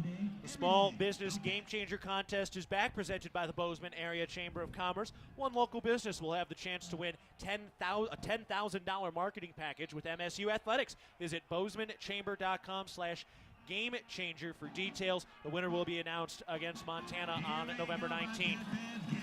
All right, Cat Country getting loud again. 50 seconds remaining in the first half. Montana State up 27-24. This has been a wild game so far. From their own 46-yard line, pistol formation on the left hash mark. Here's the snap, fakes the handoff, fires over to McPherson on the left side, and he's chased out of bounds across the 50-yard line. Ty McPherson, he's their leading receiver. That's his first catch of the day. Yeah, he's been quiet thus far. Just a simple hitch route off of a little token play action. They may just try and take what the defense gives them here, try and give themselves a field goal opportunity. Weber State still with 3 timeouts here at the end of this first half. Simeon Woodard right now is the cornerback matched up with McPherson. Pistol formation, 4 receivers, 2 on either side, 2nd and 3. Snap, hands it off, running left. McMillan met at the first down marker by Louis Lekepa and Callahan O'Reilly. He's got the first down, and he's up at the 42. So 1st and 10 with about 40 seconds to go in this first half. Yeah, they're going to call a timeout. Try and regroup. Of course, Weber would love to have a touchdown here, and they get the ball to start the second half. This Bobcat D has got to bow up. Join Champs' new Kids Club presented by Billings Clinic Bozeman. Your $25 membership fee gets you game tickets, Bobcat gear, and more. Sign up today at msubobcats.com/Champs Kids Club. Dan Davies will have Brett Vegan at halftime. I'm sure he will have some interesting things to say. This game has just had so many twists and turns. Blocked field goal, 3 safeties, 2 return touchdowns, just everything in this game. Right now, Tommy Millott, the star once again, 127 yards on the ground, 2 touchdowns, 106 through the air, 1 passing touchdown. 1st and 10 from the Cats' 42-yard line. Weber State with a football. And a false start. Boy, they really got moving there, and that'll move them back. Yeah, I said it earlier, Weber's had quite a few procedural penalties in terms of false start. I think that's what it's going to be here as well. False start, 55. Offense, 5-yard penalty. Down still 1. Brody Grebe gave credit to Bobcat fans at the radio show this week. I was asking him, how can you tell that impact? He said, look at all the false starts we've seen in this stadium. Yeah, it forces really good communication on the offensive line. And you can practice all you want in practice throughout the week, but until you get into a live situation where the crowd noise is what it is, it's a challenging thing for the quarterback and the O-line. That's why the Cats have won 16 straight here, 1 shy of setting a new program record. Here's the snap fired over the middle, incomplete. Bad pass intended for McPherson. That was well behind him. He had some separation, incomplete. He did, and Danny Uliakepa, he did get his hands on him and disrupted a little bit of timing, it looked like. But Bronson Barron, he's been off today. I know he has delivered a couple nice balls and hasn't gotten some help on the outside, particularly from Jacob Sharp, who's dropped a couple, but not a lot of precision on his end. Credit some of these tight windows to the Bobcat D. That was only his 8th pass. He's 3 of 8 for 48 yards today. They really haven't had the ball much. Here's the pistol snap. He will hand it off, running right up the middle, and McMillan is tackled just shy of the original line of scrimmage at the 43-yard line in Montana State territory. 27 seconds left in the clock running at the end of this second quarter. Now we got a whistle, presumably a timeout here to force Weber State to try to get off a punt, which has been darn near impossible at this point. Weber called that timeout. Okay, thank you. Wasn't sure. And Weber called it, but you know what? It was interesting. They waited a while. They gave up another 6 or 7 seconds. They could have called it right after that that next play, but maybe he had a change of heart. Jay Hill did. Bringing up a 3rd and 11. Got to get off the field. Again, you want to force this Weber State punt unit to try and operationally get another one off. Weber State was playing loose. They were feeling good when they were up 2 touchdowns. They were jumping up on their bench. They were trying to pump up this crowd while some boos were coming down, waving their arms in the air, and now things tightening up a little bit again as Montana State has retaken the lead. They took advantage of a muffed punt for the go-ahead score, a 15-yard touchdown pass from Tommy Millott to Derek Snell. 3rd and 11. Bell tolls. 3 receivers right, 1 to the left. Pistol formation on the left hash mark. Here's the snap. They fire into the flat for the running back. Bankston running up along the numbers, spins off 1 man, and then is hit hard by Jeffrey Manning Jr. at the 35-yard line. 4th down and 3 coming up. Looks like they're going to keep their offense on the 5 seconds, 4, 3, 2, and a whistle. I like it. I like the Cats. They're going to take a timeout here. 1 second on the clock. I believe they just didn't like where they were at defensively. Weber was going to try and do, it was really almost a Hail Mary type situation. That was a Weber timeout. Oh, it was. Okay. That's twice they've called a timeout. We kind of thought it might be Montana State. So Yep. Weber State using their final timeout. They've got 1 second on the clock. Maybe they're running up to see if they've got some mismatches, and then they decide, okay, let's get down and make this the final play. Yeah. Well, you could get a Hail Mary and a defensive penalty and get 1 more shot. There you go, in addition to that. Man, I don't know. They're going to put 2 seconds on the clock here. I don't know. I'm not going to guess. I'm not here to try to predict what's going to happen. Based on what we have seen, I have no idea what's going to happen in this game. The Cats lead 27-24, trying to take this lead into halftime. I'm pretty sure they're not going to punt. Okay, we got one prediction. Looks like you're right. Baron Bronson, the quarterback, is out there. 3 receivers to the right. McPherson by himself on the left with plenty of space against Campbell. And now a whistle. And the officials coming up And Montana State, I think, is using a timeout. Yeah, they're going to use their timeout. They get a look at the offensive formation, see what they're going to go with. They match it just to see if they like it, and then go ahead and call a timeout. This is a situation that you practice every single week, multiple times, particularly late in the week, just as a reminder when you have those Hail Mary situations. And this Bobcat D gets to exercise it. You don't often get to do it in terms of the Hail Mary situation because sometimes it doesn't come up, but this team's prepared. Got to try and knock the football down, almost volleyball spike it if you can, get it on the ground as fast as possible. It's pretty amazing now that we've gotten into Big Sky play games like this, just how laborious and draining and exciting and how many swings of momentum we have seen in just 1 or 2 quarters. I mean, this first half has had everything, and Montana State currently leads 27-24. Weber State with a football at the Cats' 35-yard line with 2 seconds left in the first half on 4th and 3. Shotgun snap.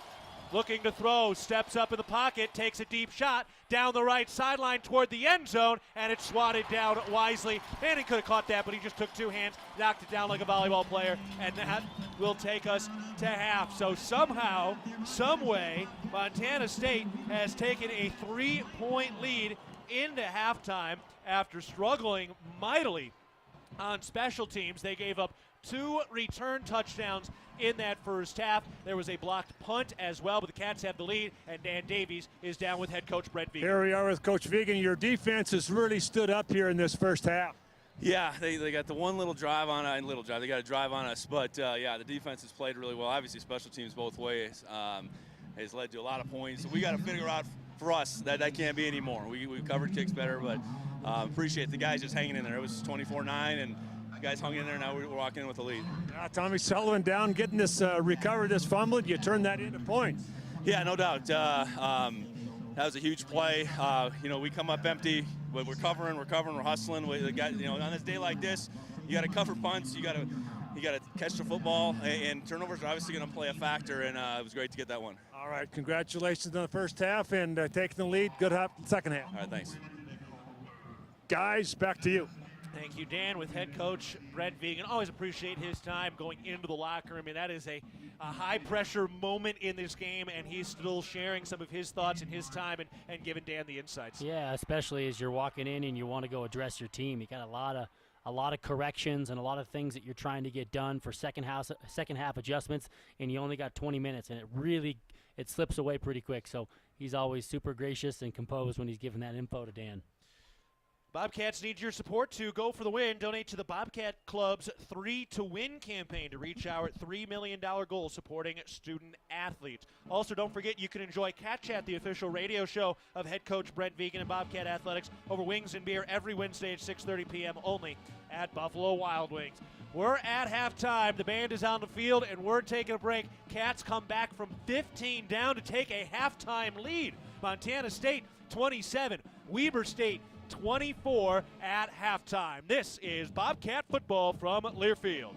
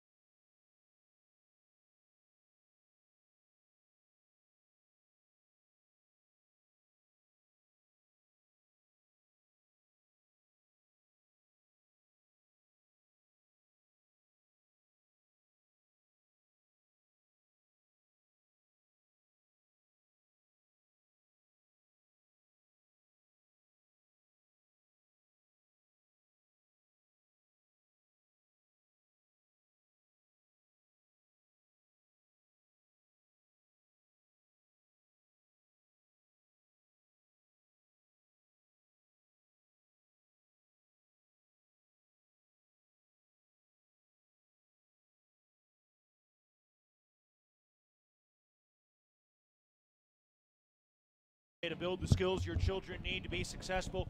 ParentingMontana.org, tools for your child's success. We are at halftime. Montana State leading 27-24 over Weber State.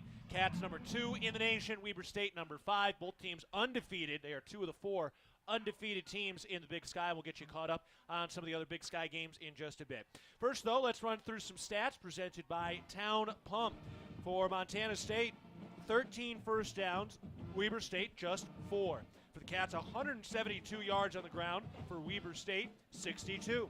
In the air, 106 passing yards for Montana State, only 56 for Weber State. Overall, Montana State 278 yards of offense, only 118 yards of offense for Weber State today. One of the big stories in that first half were the penalties. Weber State 1 penalty for 5 yards. Montana State 8 penalties for 50 yards. That's a huge number, especially for a team that for the most part has been pretty disciplined this year. Weber State only 8 minutes of possession. Cats with 22 minutes of possession in that first half. Weber State 0 of 5 on third down, 0 of 1 on fourth down. Montana State 2 of 9 on third down, 2 of 2 on fourth down. Kind of similar to the matchup last year. I think there was only 3 or 4 conversions on third down combined between the two teams. So seeing a little bit more of that in this ball game today. All right, here's how the scoring went down for Weber State. They struck first with a field goal from 25 yards out after converting an interception in deep in Montana State territory. Then the first safety of the game on a bad snap, on a punt. So Montana State gets on the board with the 2-point safety. Then Tommy Malott breaks out a 42-yard run. That completed a 6-play, 65-yard scoring drive. At that point, after the successful PAT, Cats up 9-3. All right, not done yet. Weber State on special teams. Abraham Williams responds right away on the kickoff after that touchdown. A 100-yard kickoff return for a touchdown, his second century mark touchdown of the year. So he's got 2 of those this season. That puts Weber State up 10-9. Then they get a 91-yard punt return for a touchdown from Schenk. So that makes it 17-9 Weber State. And then they put together a 6-play, 70-yard drive over 2 minutes. Bankston capped it with a 5-yard rushing touchdown. That was Montana State's lowest point in this game. They were down 24-9. Cats on the comeback in the second quarter. They get another safety out, another brutal snap that was about 20 feet above the punter. So that gets Montana State to 24-11. Don't forget, a little before that, there was a blocked punt as well. So Montana State, when they were down 24-9, had a field goal. They had a field goal blocked down 24-9. So they had that block before the safety. And then Montana State put together a crucial drive. They scored with about 2.5 minutes to go in that first half after an 8-play, 59-yard score from Tommy Malott. 59-yard drive, a 1-yard score from Tommy Malott. So that made it 24-18. At that point, you're feeling pretty good. You're like, all right, you're within a touchdown potentially at halftime. Well, wasn't done yet. Cats get a stop. And with 1:39 left of that first half, another safety, the third of the half, after another bad snap on a punt. So 3 safeties on 3 bad snaps when Weber State was trying to punt. So now it's 24-20 after that safety. Montana State gets the ball back after that safety. They go 3 and out. They punt it, and the punt is muffed inside the 20-yard line by Weber State. Tommy Sullivan, the long snapper, who has certainly won the long snapping battle today, recovers that football inside the 20-yard line. That turns into a 15-yard touchdown pass on the very next play from Tommy Malott to Derek Snell. And that's how the Cats have a 27-24 lead. Mikey, when you look at the way that the scoring is played out, that's absurd, is it not? Oh, I've never seen anything like it. I mean, you look at Pee Wee football or high school football, it would be crazy to see that.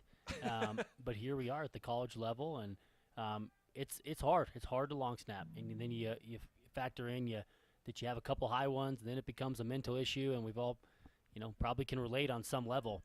And it's been a beneficiary for the old Bobcats. Now, right now, somebody new is even lining up. Logan Snyder, one of their tight ends, is getting some snaps in here. He is not one of their lead snappers. They've already used 2. He'd be the third in that first one he just tried. was not good, but he's warming up. So we're keeping an eye on that. Some of the individual stats presented by Town Pump. Tommy Malott has had a hand in all 3 Town Pump touchdowns today.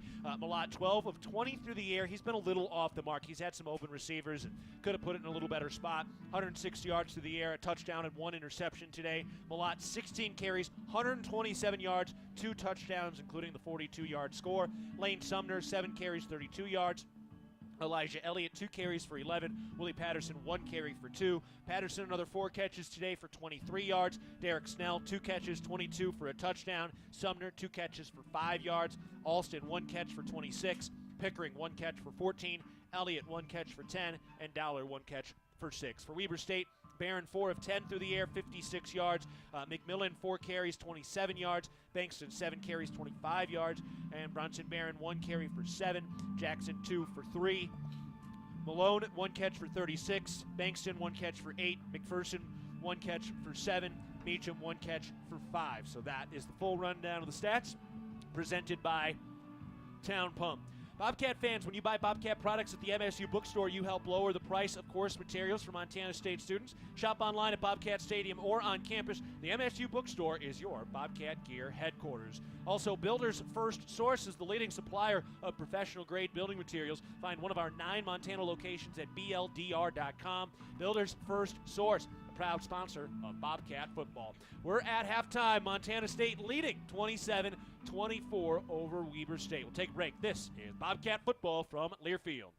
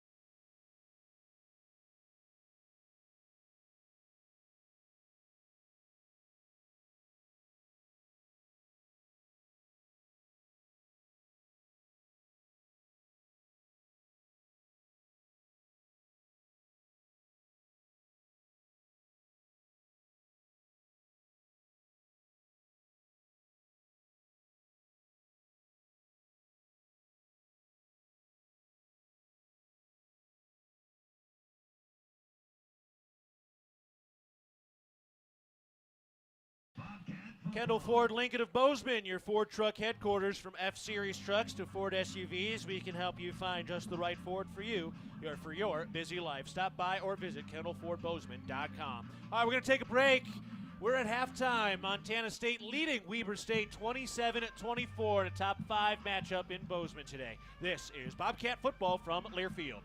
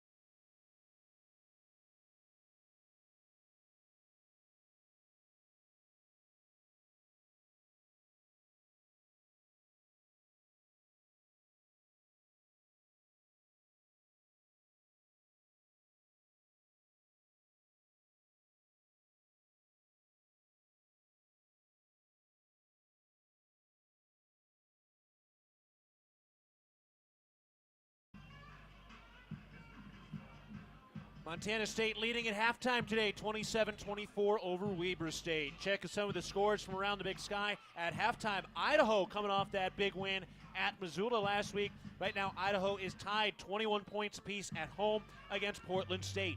Northern Arizona is at Idaho State. Northern Arizona leads 17-7. UC Davis beating up Northern Colorado, leading 34-3. That game is early in the third quarter. And then tonight at 6 o'clock, Eastern Washington is at Cal Poly, and Sac State will host Montana. That game doesn't kick till 9 o'clock Mountain Time, so that's another massive game this week as well. One more break. When we get back, we got the start of the second half between Montana State and Weber State. Cats leading 27-24 over Weber State at halftime. This is Bobcat football from Learfield.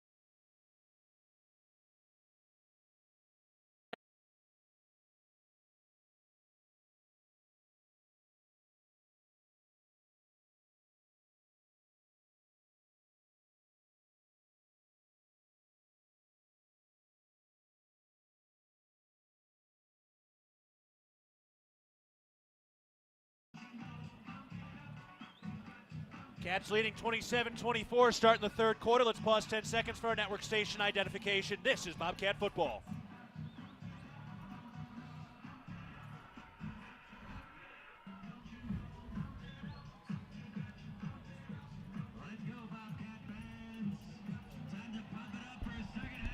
I'm Keaton Galogly alongside Mikey Ryder, the First Interstate Bank broadcast booth. Dylan McPhail's up here as our on-site engineer. Dan Davies is down on the sidelines, and John O'Connor and Jesse Ropolato are back in the network studios.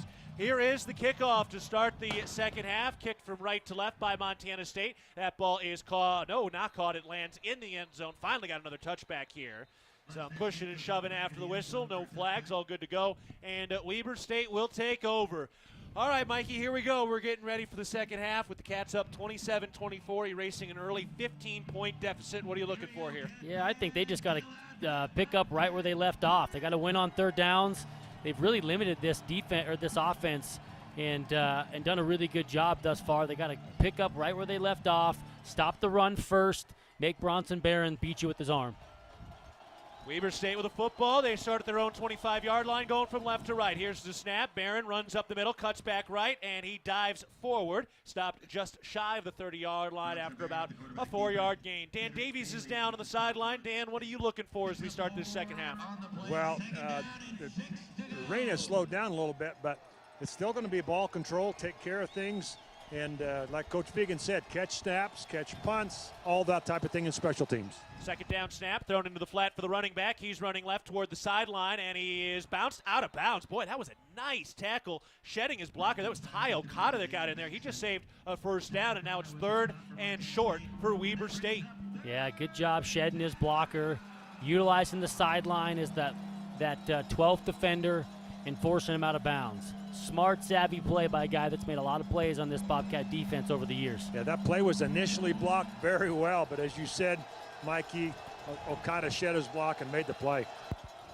Pistol formation on the left hash mark. Here's the snap. They hand it off. McMillan runs up the middle, dives forward, and he got the first down by a yard up to the 36-yard line. 14 minutes to go in the third quarter. Cats up 27-24. First down coming up for Weber State. We've seen those screens like we saw 2 plays ago before. They threw that bubble. Watch for it. They're going to have a pass off of it at some point. Here's the shotgun snap. Barron pressured in the backfield. He is sacked. Taken down on the loss, and a sack by Blake Schmidt. Another sack for the Cats. Yeah, this is huge for this Bobcat defense. Forcing a real long situation for Weber. They want to run the football. See what they're going to opt to do here. They're going to try and get some of those yardage back on second down and make it 3rd and manageable and open up the playbook, or are they going to try and spread it out here early on second down? Second sack for Montana State. Second sack of the year for Blake Schmidt. 3 receivers left, 1 to the right. Shotgun snap. Looking to throw. Pressured. Flushed out of the pocket. Running right. Heading toward the numbers. Stops. Cuts back left and slides forward. Gets back near the original line of scrimmage after that feet-first baseball slide. And he stopped at the 34-yard line with 3rd down coming up. Like that changeup on the Bobcat defensive side. In the secondary, they played cover 2. Don't see that a lot from them, except for a mix-up every now and again. And it looked like it threw Bronson Barron off as it was a late rotation. Good schematics there by Coach Willie Matt Garza. 3rd and 12 from their own 34. Shotgun snap from the right hash mark. Looking to throw. Fires. That is bobbled and incomplete. Boy, that was just straight up drop. 4th down coming up. Another creative look from the Bobcat defense. Actually had an defensive lineman take a couple steps upfield, and then he popped out, spying that quarterback. And he had a lot of time there, but really good discipline in the zones by the Bobcat D. And the adventure continues. Yes, 3 bad snaps so far. It is Grant Sands back out there. He's had 1 of them. Here's the snap. It's high again. It's heading toward the end zone, and it's kicked out of the back of the end zone.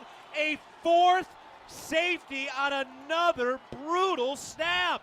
Unbelievable. I'll tell you, I can't help but feel bad for the kid. I mean, he's down there. He's got his helmet on. I'm not sure if it gets any more difficult than that. 4 times. I've never seen anything like this in my life. Unreal. 4th safety. Sands getting a hug from one of his captains now and one of his teammates. You're right. You do feel for the kid. I mean, look, he's trying his best. It's not like he's purposefully making these mistakes. You come into this huge game and you make some mistakes. It's hard. But you need to understand how many hundreds and hundreds and hundreds of snaps he's had in his life. And so to get to the point where you don't trust it and you don't trust your fundamentals, whether it's your hands firing through with your thumbs out, keeping your butt down, those are just some of the base fundamentals. To not be able to, at least dribble one back there, it's tough to see. I would shocked that somebody on their staff has not made a switch, because you'd rather have, as Dan mentioned, somebody that's able to just fire one of those things back there, and it might be a little bit of a grounder, but that sure gives your guy an opportunity at least to get the ball off. But right now, I'm just surprised they haven't made a switch. It's a tough situation for that kid, Grant Sands. You feel for him, but if you're Montana State, you'll take it. Another safety, 4th safety of the day. Cats up 29-24. It's the difference in the game. 12:28 to go in the third quarter, and Weber State will have to kick it away. The other part of it is it gives Montana State very good field position. I mean, field position, but also the ball right back. Right? I mean, it's just you get points and then you get the ball back again. And so just a weird turn of events, and the Bobcats are the beneficiary, and they'll take it. This is an opportunity as the Daubers down for Weber State. Try and really control the clock here for this Bobcat O. This kick is fielded at the 20-yard line by Marquis Johnson down the right sideline, and he is off one man and then finally pushed out of bounds shy of the 40, and that's where Montana State will have their first possession of the second half, leading 29-24 in one of the more wild, wacky games you'll ever see. And for all these mistakes between two of the top teams, not only in the conference, but in the country. These are two of the top 5 teams in the nation. We've seen a lot of mistakes on both sides, but just starting the second half now, Montana State with the football, 2 receivers right, 1 to the left at their own 38-yard line with Elliott in the backfield. Here's the snap. Handed off, Elliott running left. He turns upfield around a block and uses a stiff arm, and he's got the first down. First Interstate Bank first down, and they will mark him at the Cats' 49-yard line. Yeah, credit that offensive line. Again, just an outside zone play. Good patience by the running back there. It was actually, I think that was Marquis Johnson on the carry, actually. Thank you. Was not Elijah Elliott. I thought it was as well, but That 16 and 13 are close. Yeah, really good carry, getting to the edge, good blocking up front. Lane right. Sumner back into tailback. Montana State up to 183 yards in the ground. Weber State only allows just over 80 per game coming into this contest. Shotgun snap. Malott fires over the middle. That is caught by Derek Snell. Sheds one man, bounces after another, and he dives forward. He's got the First Interstate Bank first down up at the 37-yard line. Yeah, nothing fancy there, just a little bit of a token play action. And Derek Snell does a really good job finding a soft spot in the zone, settles himself up, nice catch, and finds a way to get some yards after catch. 3 receivers right with Snell on the line, Sumner in the backfield. Shotgun snap. Malott keeps it, running left, trying to outrun a man. He's got 2 there, and he is wrapped up and goes face first into the turf, just shy of the 35-yard line. Still got a yard, maybe 2, so didn't take a loss, but good coverage that time by Weber State. Second down coming up, clock running at the 11:10 mark in the third quarter. Montana State up 29-24. And they're okay shortening this game, right? You got an extra possession. I mean, now you've gotten 4 of these extra possessions, so you look at the time of possession in totality, and there's a reason the Bobcats have been such a beneficiary of these safeties, and they're just controlling the clock, controlling the football. 3 receivers right, including R.J. Fitzgerald and Derek Snell. Robbie Alston is over there. Willie Patterson is lined up at the halfback. Here's the snap. Malott runs left. He's got some space across the line of scrimmage. Cuts upfield. Down the left sideline. Tommy, touchdown! Montana State! Tommy Malott takes it to the house from 36 yards out, and Montana State has taken a 35-24 lead. Yeah, and I love the creativity here. You start putting different guys in the backfield, and Willie Patterson starts in the backfield at tailback, and then he ends up taking the token, really fake. Nice job pulling lineman, and then you got Derek Snell leading the way. Credit him. He clears the hole. Tommy Malott does the rest. Real good creative personnel and play call there by Taylor Housewright. Sullivan to Layton to Glessner through the uprights. That PAT is good following that town pump touchdown from Tommy Malott, who's had a hand in 4 of them today. He's got 3 rushing touchdowns, 164 yards on the ground, and Montana State has a lead heading to break. Cats 36 leading Weber State with 24, 10:35 to go in the third quarter. This is Bobcat football from Learfield.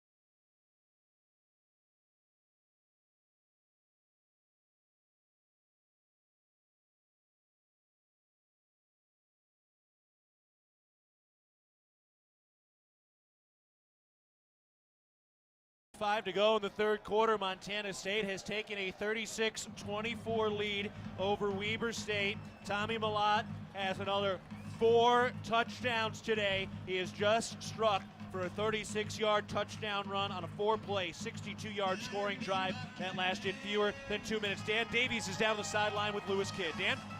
We're down here with Lewis Kidd of the New Orleans Saints. It's great to have you back here. Lewis, what's it been like for your NFL first part of the NFL? It's been awesome. It's been a blessing. Just trying to learn as much as I can. You know, I feel like I'm a freshman again. Reminds me a lot of when I was here at MSU that first year. So, you know, I'm just trying to take it all in as best I can, learn from all those great vets, from all the NFL guys, and, you know, trying to put Montana State, keep that pipeline going and show that, you know, the small school guys can play ball too. And you're versatile, man. You're good. You're playing a couple different spots there. You've played everything but center at this point, right? Yep, that's right. So, you know, bring my inspiration from Troy. You know, try to be the Troy Anderson of the O-line. No, I'm just kidding. But, you know, it's just trying to stay ready and be ready to contribute and help at any possible time is what I pride myself on. That's kind of how it was here. Played a few different spots on the line, so I love it. I love being able to do multiple things and being able to help in any possible way I can. Well, congratulations. We're so proud of you down there, and we're all huge New Orleans Saints fans. Thank you very much. Appreciate it. Go Cats. All right, thanks for your time. Thank you for that, Dan. False start on Weber State, so they'll back up a little bit here. So they're at their own 20-yard line, 10:35 to go in the third quarter. Montana State leading 36-24. Listen to Cat Country now. Here's the shotgun snap, looking to throw, swatted down by Nolan Askelson. Second down coming up. Boy, Mikey, we just got to hear now from Lewis Kidd. That's 3 NFL guys we've talked to on this broadcast today. Yeah, 3 guys that were all on the same team last year. So you got to put that in perspective. Really impressive. Speaks a lot to the recruiting efforts of both Coach Chode and then Coach Vegan, the development. Really cool for Bobcat Nation. 2nd and 15. 2 receivers left. 1 halfback to the right of Barron. Bronson moves him over to the left side.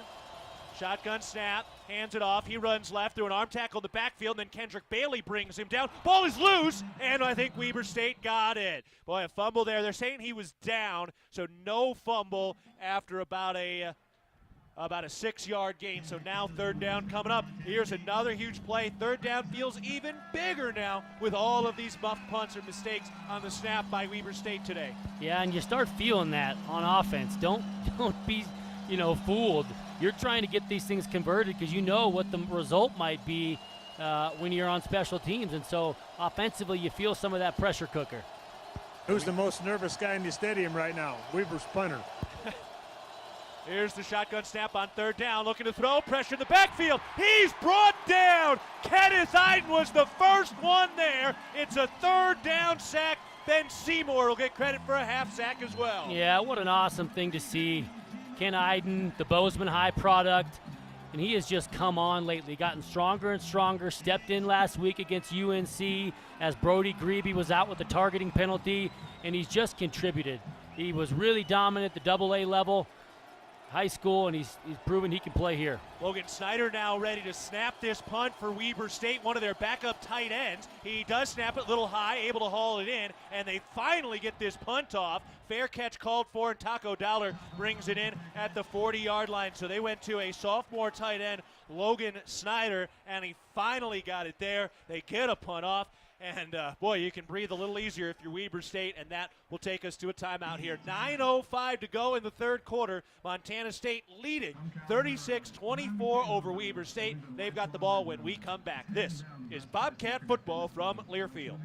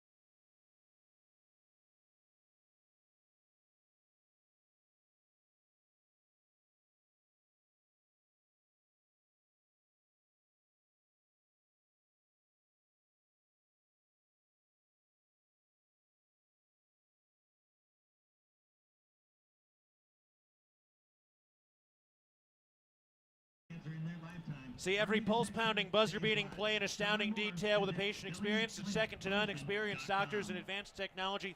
Vance Thompson Vision, the official LASIK and cataract surgeon of the Bobcats, is your place for laser vision correction. Learn more at VanceThompsonVision.com. Montana State leading 36-24 with 9:05 to go in the third quarter. 4 safeties by Weber State today. That has eclipsed the previous FCS record, which actually Northern Arizona held. They had 3 safeties in a game, thanks to Morgan Karn for looking that up on the research side. But pretty incredible stuff that we've seen today, and not particularly in a good way for Weber State as the wave makes its rounds along Bobcat Stadium. MSU's going to take over here at their own 40-yard line with 1st and 10 coming up. Yeah, real opportunity to seize more momentum here and drain more clock off. They got all the momentum in the world. Cats got to keep the throttle down. Whistle, and it looks like it might be another false start penalty here on MSU. False start, 14, offense, 5-yard penalty, down still 1. Dowler was trying to come in motion and made a mistake. He was coming in motion. I'm not sure. Maybe he moved and then got set and then tried to move again. So trips set up to the right, all bunched up. Alston, Patterson, and Dowler. Cleveland Thomas unavailable today, and now we've got another flag. They calling another false start here? False start, 63, offense, 5-yard penalty, down still 1. Yeah, ugly penalties. I mean, 1st and 20, just not doing yourself any favors as we're talking about trying to get more momentum. Got to just ease the nerves here, settle in, get the play off. That's 11 penalties now for MSU. Here's the snap. Malott rolling out, fires. That is caught by Lane Sumner down the right sideline, and he is tackled just shy of the 50-yard line, which is where the first down marker is. All of a sudden, it went from 1st and 20 to 2nd and 2. Yeah, coaches are pleased there, getting a chunk play back, but it still just aggravates you as a coach on the sideline. Shouldn't have to be that hard. And hopefully that's the last false start we see from this Bobcat O as they're continuing trying to put more points on the board and create more separation. Pickering to the right, 3 receivers to the left. Elliott in the backfield with Malott. Here's the shotgun snap, fakes the handoff. Malott running right, turns around the numbers. He's got the first down by a yard or 2, and he's wrapped up and twisted down by 2 or 3 defenders. First Interstate Bank first down as the Cats are into Weber State territory. Yeah, first down and then staying inbounds. That's a big thing. Again, you got a 12-point lead. It's not like you're trying to drain the clock necessarily as it sits right now, but in a lot of ways you are. You got a 12-point game. There's been a lot of craziness happening, and so let's just continue to march down the field, smash mouth football, keep the football game in a phone booth. 8 minutes to go in the third quarter. Cats up 36-24. They're at the 48-yard line of Weber State. Here's the shotgun snap. Looking to throw. Malott has nothing. Flushed out right. He tucks it. Running and slides wisely. Got hit while he was on the ground. And it wasn't vicious, but he was sliding. He was like 2 or 3 yards into his slide, and somebody kind of jumped on him. Yeah, they've seen things that are way more ticky-tack than that get called. Yeah, interesting. The slide is such a weird thing. It's almost presented such a problem. It's designed to keep the quarterback safe, but it's almost been a weird exposure type thing. That was the play that Malott got hurt on. 2nd and 5 snap. He keeps it on a fake handoff, running left, turns up at the hash mark, spins, and falls forward, and he got the first down. First Interstate Bank first down up to the 37-yard line. So Montana State methodically moving along here. Don't be caught red-handed this Bobcat football season. Ditch the red Solo Cup and equip yourself with the ultimate tailgate must-have. Meet Flask Cap, the handheld drinking system that's made here in Montana. Keep your drinks flowing and your spiked coffee hot during those chilly games. Go Cats, go. Montana State 1st and 10 from the Weber State 37-yard line. They lead 36-24, trying to stay undefeated in Big Sky play, heading into the bye week next week. Montana State at 4-0 in conference action. Here's the shotgun snap. Malott keeps it. He runs right up the middle, and he's brought down with an arm tackle by one of the defensive linemen, but still got a nice chunk of yards there. Not really. Well, kind of. A couple. No, he got a handful there. Where'd they spot that? Oh, yeah, he did. That would end up being about a 5-yard gain. Yeah, 5 or 6 yards at a clip. You're pleased there. Yeah. I've been impressed with this Bobcat offensive line. We talked about it right at the beginning of the game. You got Jacob Kettles and then Omar Abidion, and both of them fairly green, haven't played a ton of football. Omar more than Jacob has, but they've really held up and moved the line of scrimmage today. 6 minutes remaining in the third quarter. Cats on a nice time-consuming drive. Here's the snap. Malott looking to throw. No, now he tucks it, runs up the middle, makes a man miss. He's got some space. Angles left, inside the 20, and an ankle tackle up at the 15-yard line. Wow, it just looked like he knew exactly where to find those blocks up the middle. Yeah, and a ton of patience. He did have the opportunity to maybe throw an outside fade ball to Willie. Didn't like that look, and he just kind of sat comfortably in the pocket, and then won some one-on-ones. Good job on the second level by that offensive line, getting to the linebackers, and Tommy Malott's able to do the rest. Such a creative runner. 5:35 to go in the third quarter. Montana State up 36-24. They're in the Rosauers red zone at the 14-yard line. Here's the first down snap. Malott rolling out right, still looking to throw, rolling toward the sideline, and just gets run out of bounds. So he is up to the 12-yard line after about a 2-yard gain. So nothing really there for Montana State. Second down. I like the play call. They had a tripped formation, so three receivers out to the boundary. They roll Tommy Malott and trying to get Willie Patterson on a corner route.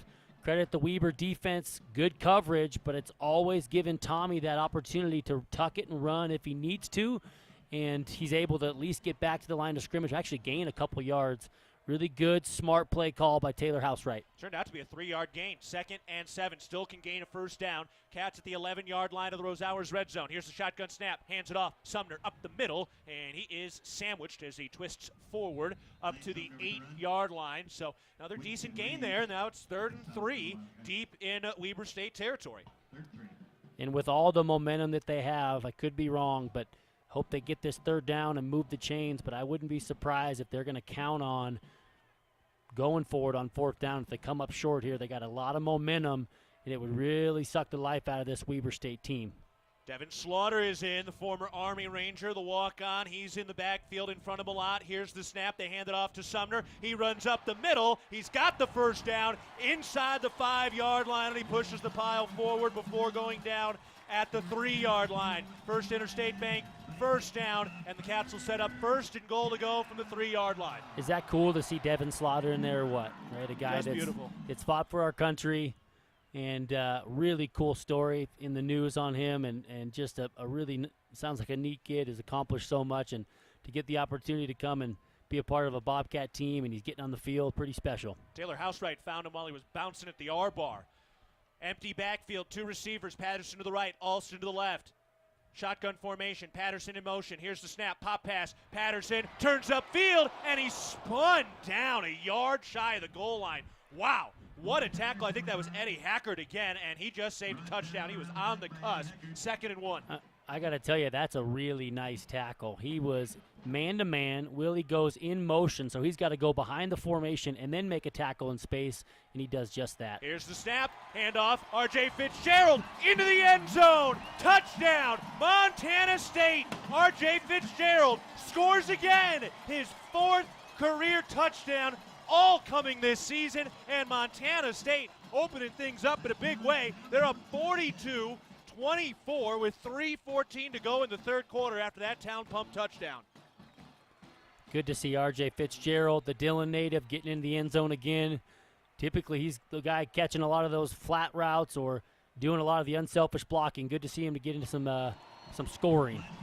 Snap and hold are good. The kick is through the uprights, just tucked it in next to that left upright, and Montana State went from down by 15 to up by 19. They lead 43-24 with 3:14 to go in the third quarter. We'll take a break. This is Bobcat football from Learfield.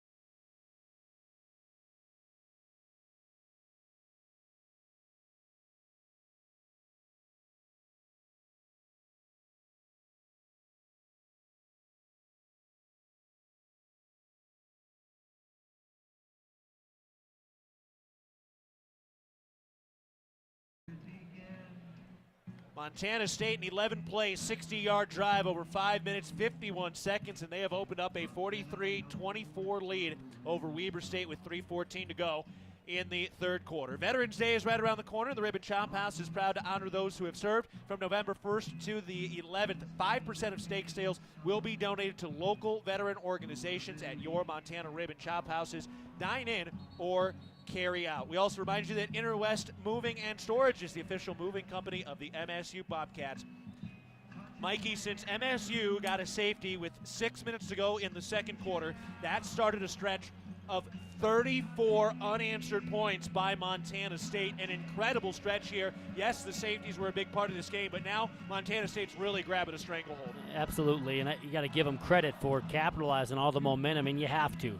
Any team, 4 safeties, you're giving up a lot of momentum, and you're also giving up not only momentum, but you're giving up points, and then you're giving up the possession of the football. So tough to battle back for this Weber State team. Key for this Bobcat unit to keep the throttle down.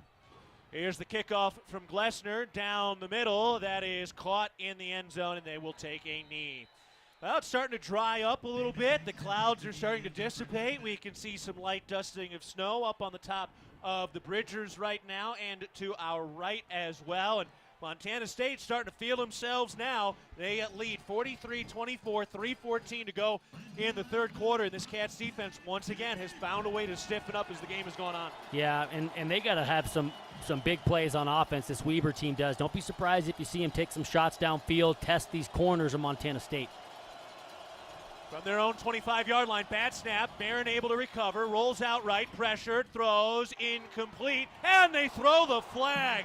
That's called on David Alston for a two-hand shove of Barron Bronson.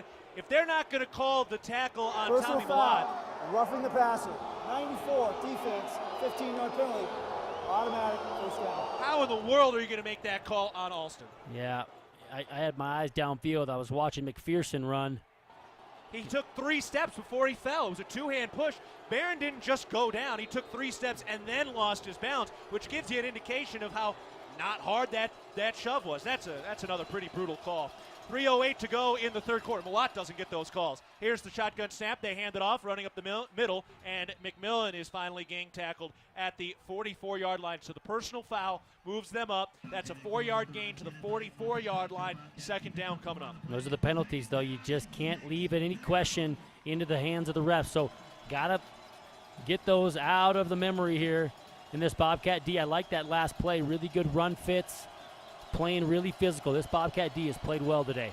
Pistol formation on the right hash mark. Here's the snap. Hands it off. Gets through a man in the backfield. McMillan bounces to the outside. Turns upfield. Has the first down into Cats territory. And he's finally forced out of bounds by Jeffrey Manning Jr. up at the 35-yard line. Boy, it looked like that was going to be stopped for a no gain. And it turns into a big gainer up to the 35. Yeah, it sure did. And Ben Seymour, he was on the edge there. And he's the contained player. And he kind of was surprised that ball bounced. He couldn't find the football. First and 10, the snap, they gave it to McMillan, running to the outside, trying to get out there, and he cannot. Wrapped up. That was James Campbell that got the first mitts on him, and Ty Okada put him in the turf. Yeah, such good gap integrity. Tried to stretch it wide. James Campbell does a good job keeping his outside arm free. He's the outside edge defender. Ty Okada does the same thing and just plays right down the line laterally and stretches it out. Really good complementary gap sound defense there on that play by the Bobcat defense. 1:50 remaining in the third quarter. Weber State trying to end a stretch of 34 unanswered points put up by the Cats. 2nd and 9 from the 34-yard line in Montana State territory. Snap, play action, looking to throw. Nowhere to go. Flushed out, rolling right. Fires, that is incomplete. Just throwing it away. Well over the head of McPherson, out of bounds to the right sideline. Brody Grebe on hot pursuit there. Tries to come from his defensive end position. Starts inside, spins outside. Wisely pulls up on a hit where he could have gotten a piece of Bronson Barron, leaving no question there. Good, smart play. Not getting a penalty there by Brody Grebe. 3rd and 9. Clock's frozen at the 1:34 mark of the third quarter. Montana State up 43-24. Trying to keep a stranglehold of this game. From the left hash mark in shotgun formation, 1 halfback, 2 receivers left, 2 to the right. Here's the snap. Barron looking to throw, steps up in the flush pocket. He gets up the middle, turns back left toward the hash marks, and is finally tackled by Brody Grebe from behind up near the 20-yard line. Nolan Askelson was in on the stop as well. They got the first down as Baron Bronson was able to scramble free. Yeah, just a mix-up again. They go to a Tampa 2 coverage, meaning you got your middle linebacker dropping right through the middle zone of the field. You got 2 deep defenders. A lot of space there, but I like the mix-up. It almost paid off. Clock running at the 1-minute mark of the third quarter. Montana State up 43-24. 1st and 10 from the Cats 23. Here's the snap. They hand it off. Jackson spins into the line, and he's buried quickly. Danny Alui-Lakepa was the first one there. Brody Grebe cleaning it up as well. Another good run fit there up front, staying gap sound. Danny is the outside edge defender there, and he stays nice and square. Good sure tackle. He's had a great game today, Danny Alui-Lakepa. Pistol snap, fakes the handoff, fires for the end zone. McPherson reaches out. He made the catch as he inbounds. Touchdown! Wow, somehow he held on that right sideline. Apparently he got a foot in, and McPherson went flying into the wall. And I don't know if there's a little bit of a tussle there. Couldn't see who had the coverage. It was James Campbell on a heck of a throw by Barron. I'm sure they'll take a look at this. That was a perfectly thrown ball in the corner there. They thought he was out of bounds. Manning was making that call, but the replay officials are looking at it right now. As they should, pretty close. Yeah, that was close. That was a heck of a throw. McPherson was the only guy who was going to be able to make that catch. The officials holding up the PAT here as they take a look at it in the replay booth. And, yeah, again, that was a very, very close play. You only got to get that 1 foot in, and it looked like he got his mitts on it and just held on to that football pretty cleanly. And so we are waiting as they are reviewing. So they're going to go ahead and give this thing a full, real review. Bobcat Nation, Toyota has created a rewards program specifically for you. As part of the Toyota Rewards program, you can win exclusive swag throughout the year, along with receiving a premium giveaway in the mail each time you bring your vehicle in to be serviced at your local Montana Toyota dealers. To join the program, visit msubobcats.com/Toyota Rewards to register. Toyota, proud to be a partner of Bobcat Athletics. 30 seconds left in the third quarter, and a big call waiting here as they take a look at this touchdown reception by McPherson. At least that's what it's called on the field. I think he might have gotten it. Looks like as he tried to make that over-the-shoulder catch, had his right foot on the turf as the ball was getting into his hands. It was honestly perfectly timed. So his right foot is down. That ball is in his hands, pressed up against his chest. His toes are on the turf. I think that's going to be good. I think that's going to be a touchdown. And again, absolutely perfect throw to drop it over James Campbell. That was a really difficult toss. Yeah, Bronson Barron, really good touch ball. He throws a nice deep ball, particularly the fade, which is exactly what that was. Really only spot he puts the ball is where his guy can catch it. Pretty tight coverage on the outside by James Campbell. Just a good throw. Real Milk is a nutrient-rich product. It contains 13 essential nutrients from vitamin A to zinc, all of which are important for a healthy immune system and overall wellness. That's 13 nutrients with seemingly endless benefits. Reach for milk and make every sip count. Okay, it is a touchdown. They have gone back to review it. Looked like the right call when we saw the replay review. And that makes it 43-30 with the PAT coming. And, in fact, they're going to go for it here. Baron Bronson is on the field in a shotgun formation. And now, hang on. Weber State had a guy, they were a guy short, so they ran a guy from the sideline out to the wide receiver spot. So Weber State, the officials had to allow Montana State to sub as well. McPherson by himself on the near side. Here's the snap. They hand it off. McMillan bounces to the outside, and he got it. 2-point conversion, 43-32. This game a long way from over. 30 seconds left in the third quarter. And Weber State, a very important drive. 7 plays, 75 yards over 2 minutes, 44 seconds, capped by the 21-yard touchdown pass from Baron Bronson to Ty McPherson. See every pulse-pounding, buzzer-beating play in astounding detail with a patient experience that's second to none. Experienced doctors and advanced technology. Vance Thompson Vision, the official LASIK and cataract surgeon of the Bobcats, is your place for laser vision correction. Learn more at VanceThompsonVision.com. Weber State will kick it away from left to right. 30 seconds left in this third quarter as some of the cloud cover is clearing on a crisp, cool afternoon at Bobcat Stadium with huge Big Sky Conference implications. Winner will have an opportunity at a near inside track, although Weber State still has games coming up against Sac State and Montana the next 2 weeks, so they are not out of the woods. Cats going into their bye week next week, then at Northern Arizona and at Cal Poly. Here's the kickoff down the left sideline toward the corner. That ball is caught, the 5 by Marquis Johnson. Running up the numbers. Ooh, and he got a little tripped up by one of the blockers, and he is down at the 20-yard line. And that's where Montana State will take over with 25 seconds to go in the third quarter. So for Montana State, the offense, 410 yards. They've got 270 yards on the ground, Mikey. This is a Weber State team that came in allowing 84 rushing yards per game. Yeah, and again, credit to this offensive line, credit to the coaching staff, real creative play calls. They're going to need more of this. This Bobcat O has got to continue to lean on this defensive front and move the football. 11-point lead for Montana State. Here's the snap. Malott keeps it, runs up the middle, breaks a tackle of one of the linemen, and then is finally brought down at about the 24 or 25 yard line. That was a heck of a broken tackle against Doug Sheese. He's a 6'3", 280-pounder in the middle of that line, and Malott just sidestepped him. Yeah, and again, making a chunk play on first down, just staying ahead of the sticks. That's what Tommy does so well. Very frequently is he getting caught behind the line of scrimmage. Heading to the fourth quarter, Weber State with some momentum after a long scoring drive. Cats with an 11-point lead heading into our final 15 minutes. Montana State 43, Weber State 32 out of the fourth. This is Bobcat football from Learfield.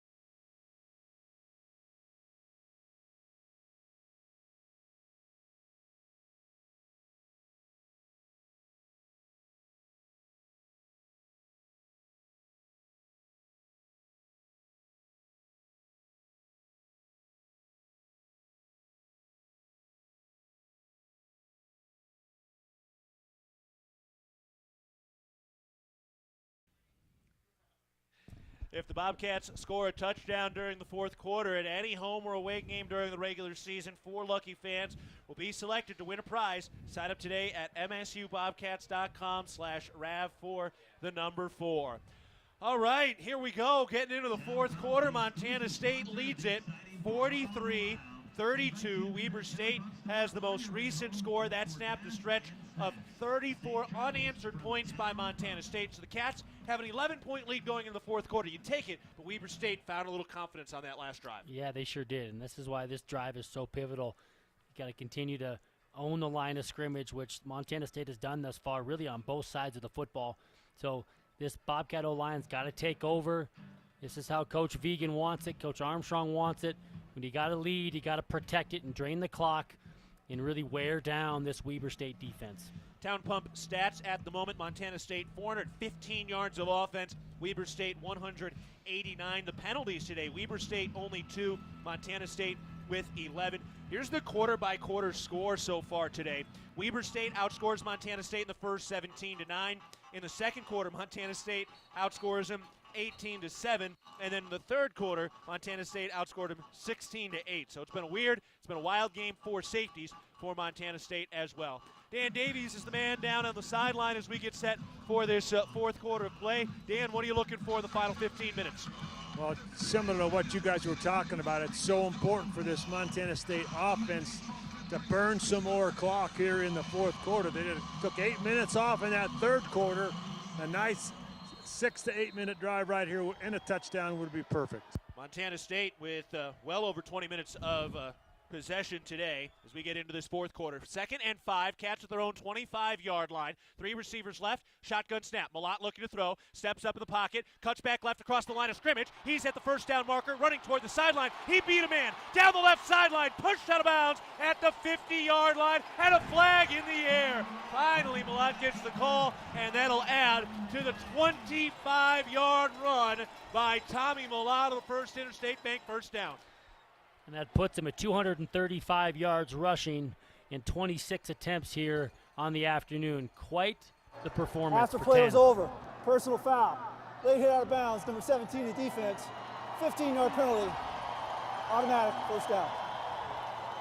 And those are the penalties, Keaton, if you're on the other side of the football where you're trying to claw yourself back into this thing. You got a little bit of momentum, and you seemingly give it away. And huge play call. Great performance there by number 4. Great run. All in all, between the run and the penalty, 30 yards. Weber State's not lined up. Montana State is. They're ready to go. Here's the snap. Hands it up, or no, keeps it rather. Malott running right. He's got a little space across the hash marks, and he is spun down just shy of the 20. Weber State was kind of milling around. Montana State was ready to go. They had to scramble back to the line. That was strange. I'm not exactly sure what the confusion was, but they were 15 yards away from the ball as well. That was bizarre. Montana State keeping it moving here. They're at the 23-yard line of Weber State on the first couple of plays of this fourth quarter. Catch up 43-32. Shotgun formation, Dowler in motion. Here's the snap. Malott keeps it. He's running left with a couple of blockers. Out toward the numbers near the sideline. Turns upfield, and he's shoved out of bounds. Stepped out of bounds at the 17 or 18-yard line. So Montana State into the Rose Hours red zone with second down coming up. We've seen this play over and over again, and what they're doing is they're getting Taco Dowler in motion, and he becomes a blocker. And so they got really 3-on-3 on the outside, and the numbers are great, and Weber State has not adjusted. 2nd and 4 out of a shotgun formation. Weber State has won 14 of their last 15 road games in Big Sky play over the last couple of years. They've won 8 straight road games overall, the longest winning streak on the road in the country. Here's the snap. Malott keeps it, now tosses. Elijah Elliott at the sideline is brought down right there just shy of the sideline near the 15-yard line. Third down due up for Montana State. Love the play call, just a speed option look into the boundary. And another good tackle in space. I think that was Desmond Williams coming from his safety position, doing a really good job tackling in space, but still third and manageable. 3 receivers right, Elliott in the backfield. Shotgun snap, Malott runs up the middle, bounces to the outside, and he got wrapped up. That was good work on the outside by Weber State, one of their linebackers bringing him down, and I think he's just shy of this first down marker, 4th down. And let's see what Montana State wants to do here. Looks like they're bringing in that Delta formation, and they're going to go for it on 4th and 1 at the 14-yard line of the red zone. Up 43-32, 12:45 to go in the game. Slaughter in the backfield. Sumner behind Tommy Malott. Here's the snap. He hands it off. Sumner dives forward. Did he get it? It's going to come down to the spot. He went face first right into that line of scrimmage. Didn't get much, and we're going to see. I don't know. I think he might have been short. We're going to see exactly where they put this football. I think you might be right. Looks like he might be just a touch short. I think it's a no gain. It looks like that ball's the 14-yard line. No, turnover on down. So they go for it on 4th and 1. Weber State gets the stop, and that'll take us to a break in the action. So turnover on downs, Weber State football when we come back. Montana State 43, Weber State 32, 12:35 to go in the ball game. Actually, hang on here. They were going to go to break. They are not. The timing official came out onto the field and made the signal, but they are not going to break, so we're keeping it here. Apologies for that. Here we go. Weber State with the football on the right hash mark from their own 14-yard line. Pistol formation. Here's the snap. fakes the handoff, fires to McPherson on the outside, makes the catch, and he is pushed out of bounds at the first down marker. They got the first down, the very first play from scrimmage, to keep things moving up to the 24-yard line. Yeah, simple run pass option. Bronson Barron decides to pull it and throw a simple hitch route where there's a ton of space. Drew Pallador in coverage. Pistol formation, 2 wide receivers either side. Here's the first down snap, fakes the handoff, fires out to the outside, and McPherson makes the catch and is tackled immediately by Drew Pallador. That one up to the 31-yard line, and it'll be 2nd and 4. They're going hurry up. They like this tempo, trying to wear this Bobcat defense out. Bronson ready in the shotgun formation. 3 receivers left, 1 to the right. Dante McMillan is in the backfield as the running back. Listen to this crowd. 2nd and 4. Snap. Keeps it.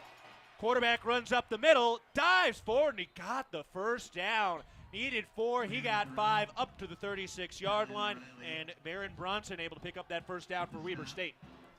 Yeah, they found themselves a little bit of a groove, another little cat and mouse game there. The offense changes the play, the defense then changes their play. Weber wins that outing. Pistol formation. Here's the snap. Hands it off. Running to the outside. Turns upfield. He's got the first down. Cuts back right. McMillan finally brought down in the secondary deep into Cats territory up near the 40-yard line. First down coming up for Weber State. Yeah, just a zone play. Does a good job being patient as a runner. Makes one guy miss. Big chunk play for Weber State. 11 minutes to go in the ball game. Here's the snap. Barron bobbled it, able to keep it after the fake handoff. He's on the move up the numbers, and he is up near the first down marker. That was nearly a broken play. He was juggling the snap, and he ends up with a 9-yard gain, 2nd and 1, up to the 34-yard line in Cats territory. Yeah, and Weber's using a lot of tempo, and they're in control here ahead of the sticks. This is a 2nd and 1. They call it a waste down. Could potentially take a shot downfield if they want to, or they could just settle for the 1 yard and try and move the sticks. Bronson claps his hands, takes the chest-high snap, looking to throw, steps up in the pocket, pressured, fired, incomplete. Danny Louis-Lekepa was there to break up the pass to the intended halfback. There it is, trying to take a shot downfield on 2nd and short. Those waste downs can be tricky. Really good job by the Bobcat D, staying disciplined, bringing up a 3rd and 1. This is 2-down territory if I had to guess for Weber State, just based on where they're at on the field. They're going to use 2 plays to try and move the sticks here. They ain't punting, I'm telling you that. They've had 4 bad punt snaps turning into 4 safeties today. 10:22 to go in the ball game on 3rd and 1 from the 34-yard line of the Cats. Here's the snap, handed off to Jackson. He's got the first down, and he's twisted down after a 3-yard gain. So up to the 31-yard line, 1st and 10 as the clock runs the 10:17 mark, with Montana State leading 43-32 over Weber State. 2 receivers right, tight end on the right side of the line, pistol formation. Jackson the halfback behind Bronson. Here's the snap. And they dropped it, and he jumps on it and is able to recover it. So Baron Bronson on a read pass option tried to hand it off, and they just kind of dropped it between the 2 of them, and then he just belly flopped on it. Yeah, they've had some really weird exchanges back there as he dropped one earlier, muffled it, but fortunate for Weber. He did not lose possession of the football there. 2nd and 13, 3-yard loss on that bobbled handoff. Jackson the halfback, 2 receivers right, tight end to the left. Shotgun snap. Bronson hands it off. Jackson running right. He's got a hole. Jumps up the middle. Cuts back left. He's got a chance to get to the house. Down the left sideline, and he's tackled from behind by Jeffrey Manning Jr. up near the 10-yard line. First down. Yeah, just a counter play, and it really gets the defense on their heels a little bit. Over pursued one way, and they really were short a man with one puller. Need Kendrick Bailey there from a safety position to make that tackle. He just over pursued, and that ball cut all the way back. McPherson to the right, 1 wide receiver to the left. Jackson the pistol back. Here's the snap. Hands it off. Jackson up the middle. Breaks one tackle and is brought down by his shoestrings. Kenneth Iden had a hand there. So he does get a nice little chunk of yards there. And he's up to the 6-yard line with second down and short coming up. Still a chance to get a first down. They hurry up to the line on a pistol formation. Snap. Handed off again. Jackson trying to find space, and he's met in the backfield. Looked like Ty Okada got there to get the tackle for a loss. Yeah, good stout up front, too. Sebastian Valdez holding ground. Good job by this Bobcat defensive front. 3rd and 4. You can still get a first down. That first down marker is sitting at the 2-yard line right now. 8 minutes to go in the ball game. Cats up 43-32. Weber State knocking on the door in the red zone. Set up at the left hash mark. 2 receivers right in a pistol formation. Snap. He keeps it, makes a man miss in the backfield. Bronson running left, and Manning twists him down near that first down marker. And we'll see what the call is and where that spot is. I think he got the first down at the 2-yard line. 1st and goal to go from 2 yards out as he was able to break a tackle in the backfield. Yeah, and if you're Jeffrey Manning, you got to get on his legs there. He tries to swing him around, and he swings him right into the first down. Go low. He's a big, tall guy. That's a pretty generous spot. I'm surprised that they did not review that. So 1st and goal to go from the 2. 7:28 to go in the game. Montana State up by 11, but Weber State right on the doorstep. Here's the snap. Hands it off. Jackson runs right. He is wrapped up after a yard gain. So it's now 2nd and goal to go from the 1. At the very least, Montana State's making Weber State really earn it. Yeah, absolutely. Good run fits again. Just a power play. Got a pulling guard. Good run fits. Stout defense.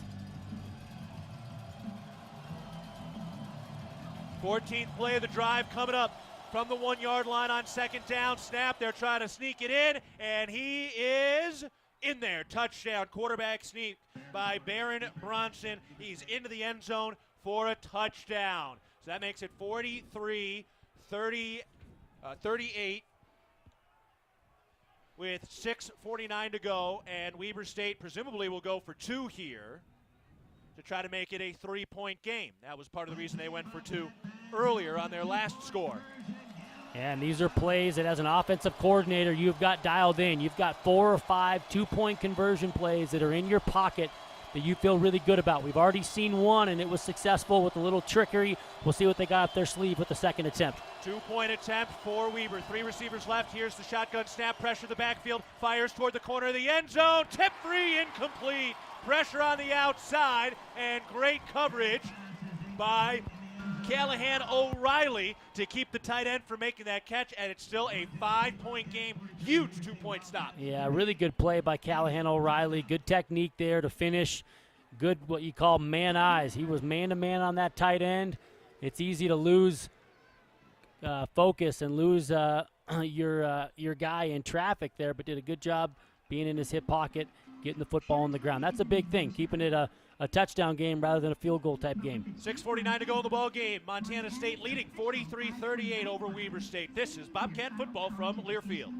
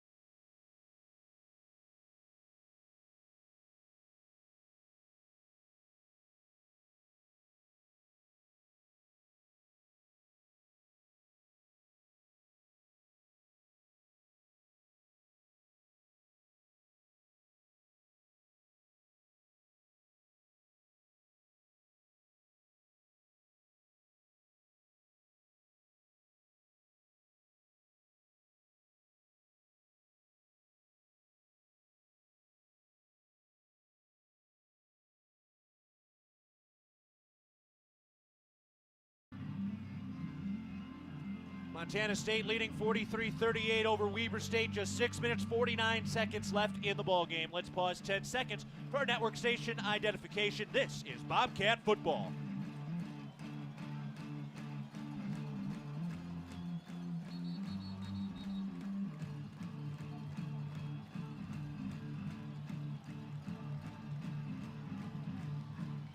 I'm Keaton Galogly alongside Mikey Ryder and Dylan McPhail up in the First Interstate Bank broadcast booth. Down on the sidelines is Dan Davies, Jesse Ropolato, and John O'Connor are back in the network studios. And a hello to our good friends Jerry and Linda Fisher tuning in on the Varsity Network app today. Hello, Linda. Sending much love to you today. 6:49 to go in the ball game. 14-play, 86-yard touchdown drive by Weber State, but they were unsuccessful on the two-point conversion. Here's the kickoff. Marquis Johnson lets it shoot over his head, and it lands in the end zone. That's a touchback. So Montana State will take over with 6:49 left in this ball game. And here we go. Mikey, if Montana State can just chew up some minutes here, they're going to have a real good shot to close this thing out. Yeah, absolutely. Your defense just played 14 plays. It was a long drive, and credit to the Weber State offense, but you're a tired bunch on defense. You got to catch your breath here. It's important that Montana State moves the clock, moves the chains, and in a perfect world, you'd love to score some points and create some more distance, but they cannot have a quick 3 and out. That'd be a tough, tall order for this Bobcat D if that were the case. Right, and even if you can get into field goal range and get a field goal, that puts you potentially up 8. So that really, obviously would make a big difference. Absolutely. Montana Farm Bureau, the grassroots voice of agriculture, advocating for farmers and ranchers across our state and leading Montana toward a future with a prosperous agricultural economy. Take a break. 6:49 to go in the ball game. Montana State leading 43-38 over Weber State. This is Bobcat football from Learfield.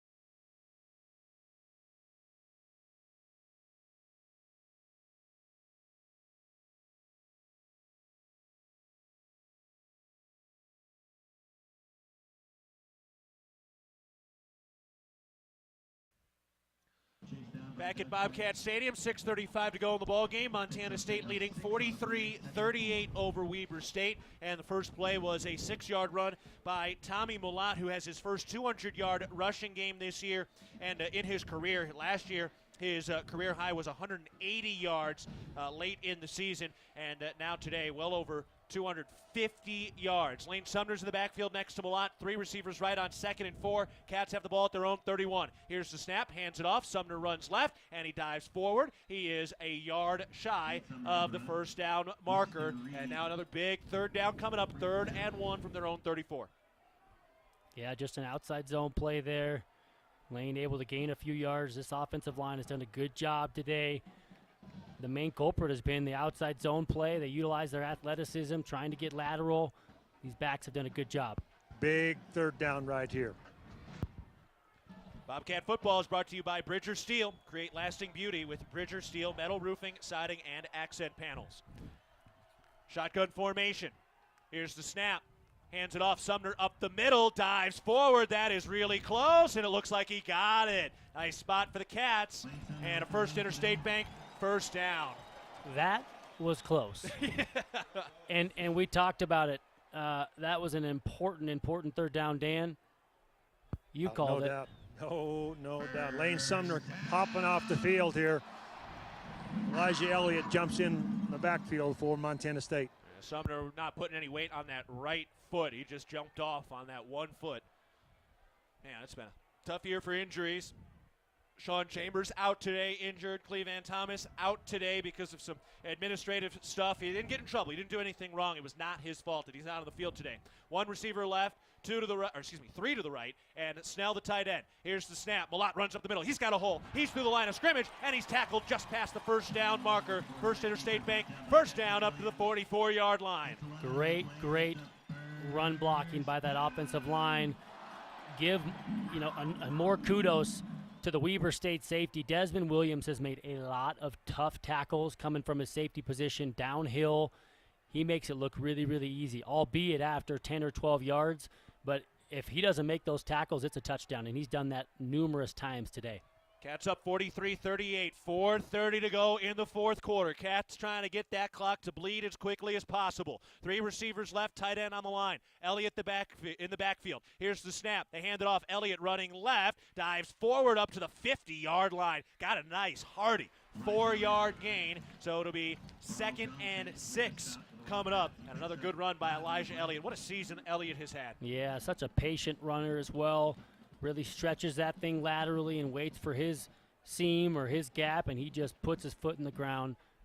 He's had a really successful season thus far. He gave us a great line on Cat Chat this week, just talking about how he's stayed focused through the erratic playing time he's had throughout the year, just trying to do his 1/11th every opportunity. 1/11th, one of those 11 guys, and he's doing it right now when the Cats need him, trying to close this out as Sumner just hobbled off 2 plays ago. 2nd and 5 from the 49-yard line in Weber territory. Snap, Malott fakes the handoff. He's running left, has a couple men to beat, and is able to spin down out of bounds up to the 48-yard line, so got a 1-yard gain, and that'll bring up 3rd and 4. Another huge third down coming up for Montana State. They're 4 of 12 on third downs today. Yeah, another third down, and Tommy goes out of bounds there as well.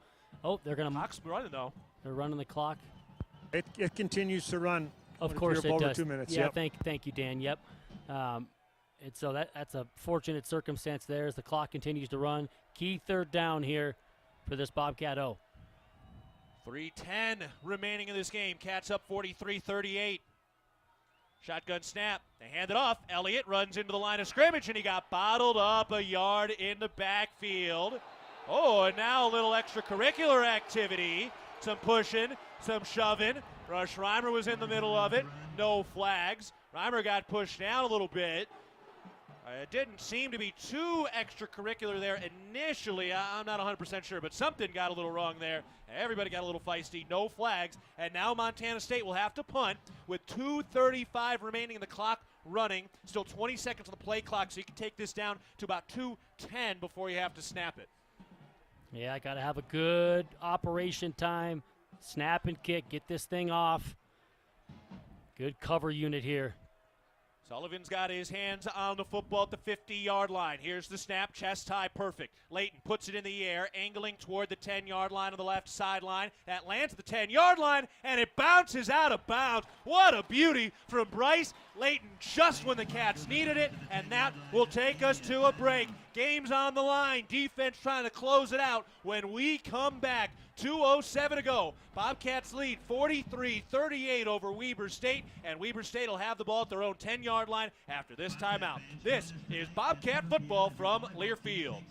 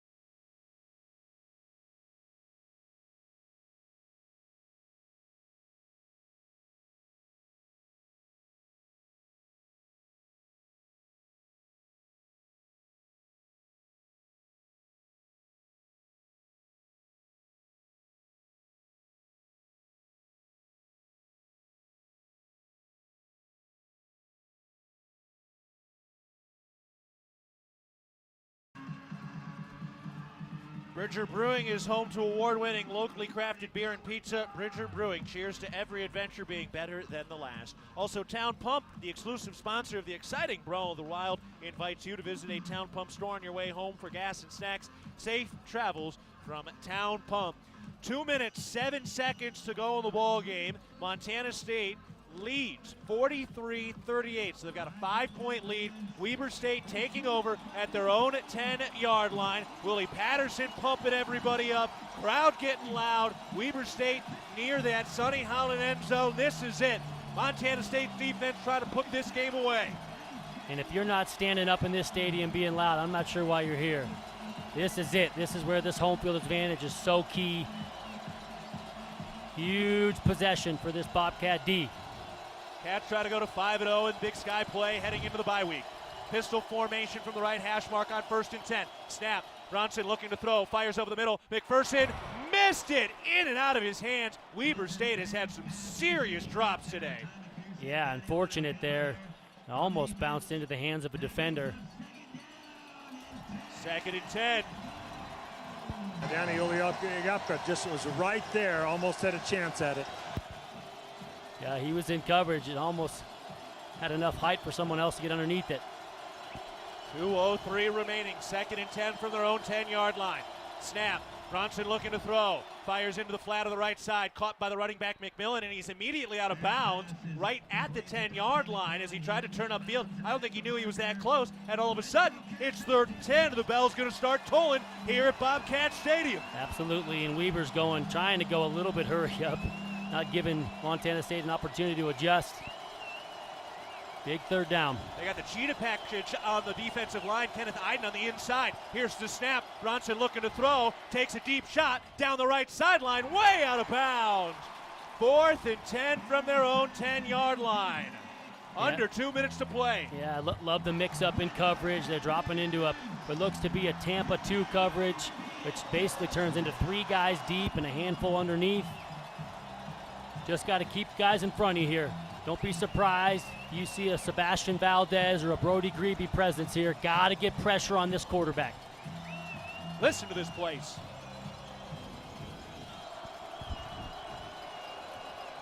Fourth and 10 from their own 10, under 2 minutes to go. Here's the snap. Bronson fires to the right side. Caught for a first down. McPherson breaks a tackle, and he's tackled from behind by Callahan O'Reilly at the 35-yard line. They got the 4th down conversion.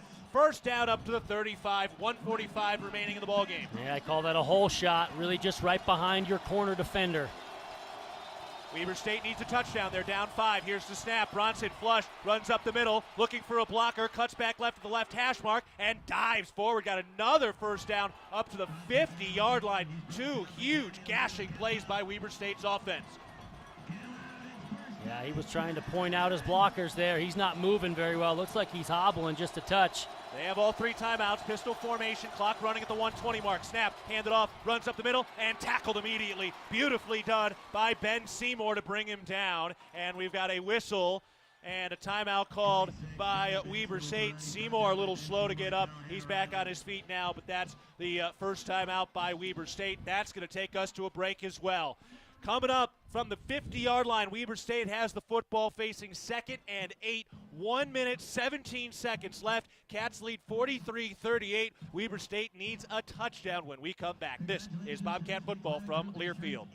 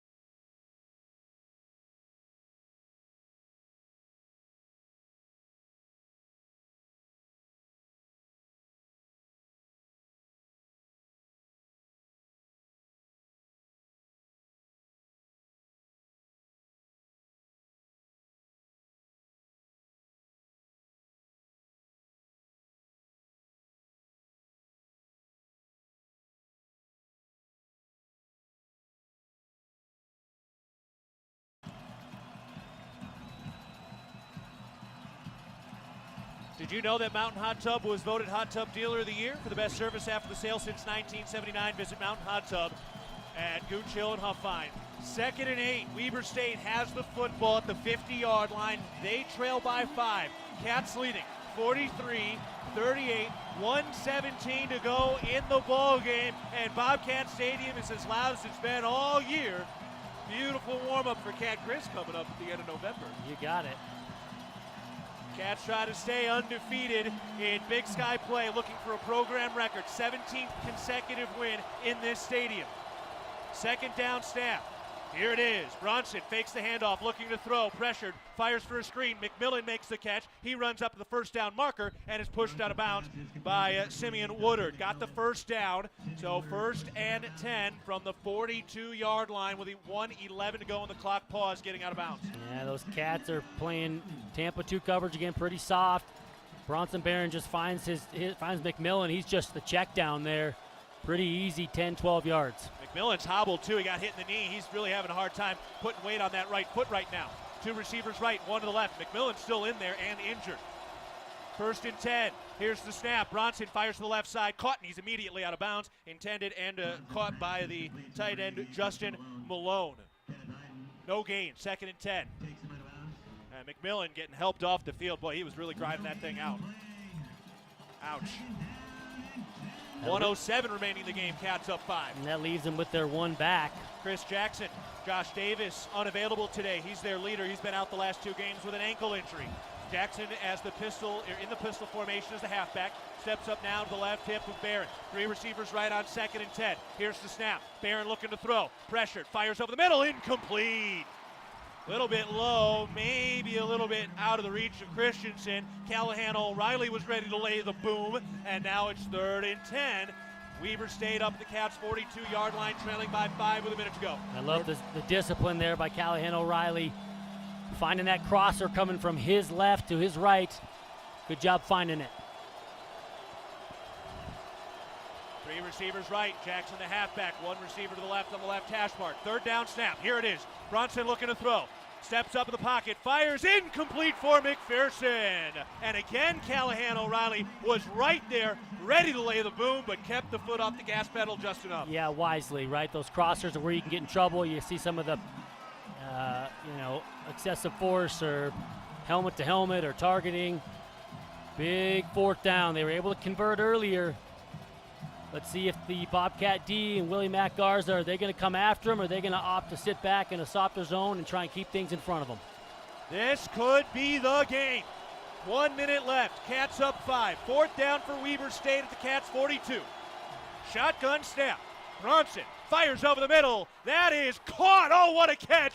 1st down across the 30-yard line. Kendrick Bailey was there on the defense. He had his arms wrapped up around Hayden Meacham, and he still hung on. They convert 1st down up to the 27-yard line. They're already lined up. They take the snap. Bronson looking to throw. Fires down the middle. Incomplete. Had a man, had the tight end down the seam, and he overthrew Meacham. That could have been a touchdown. And this defense is gassed. All these guys up front have got their arms on their, or hands on their hips.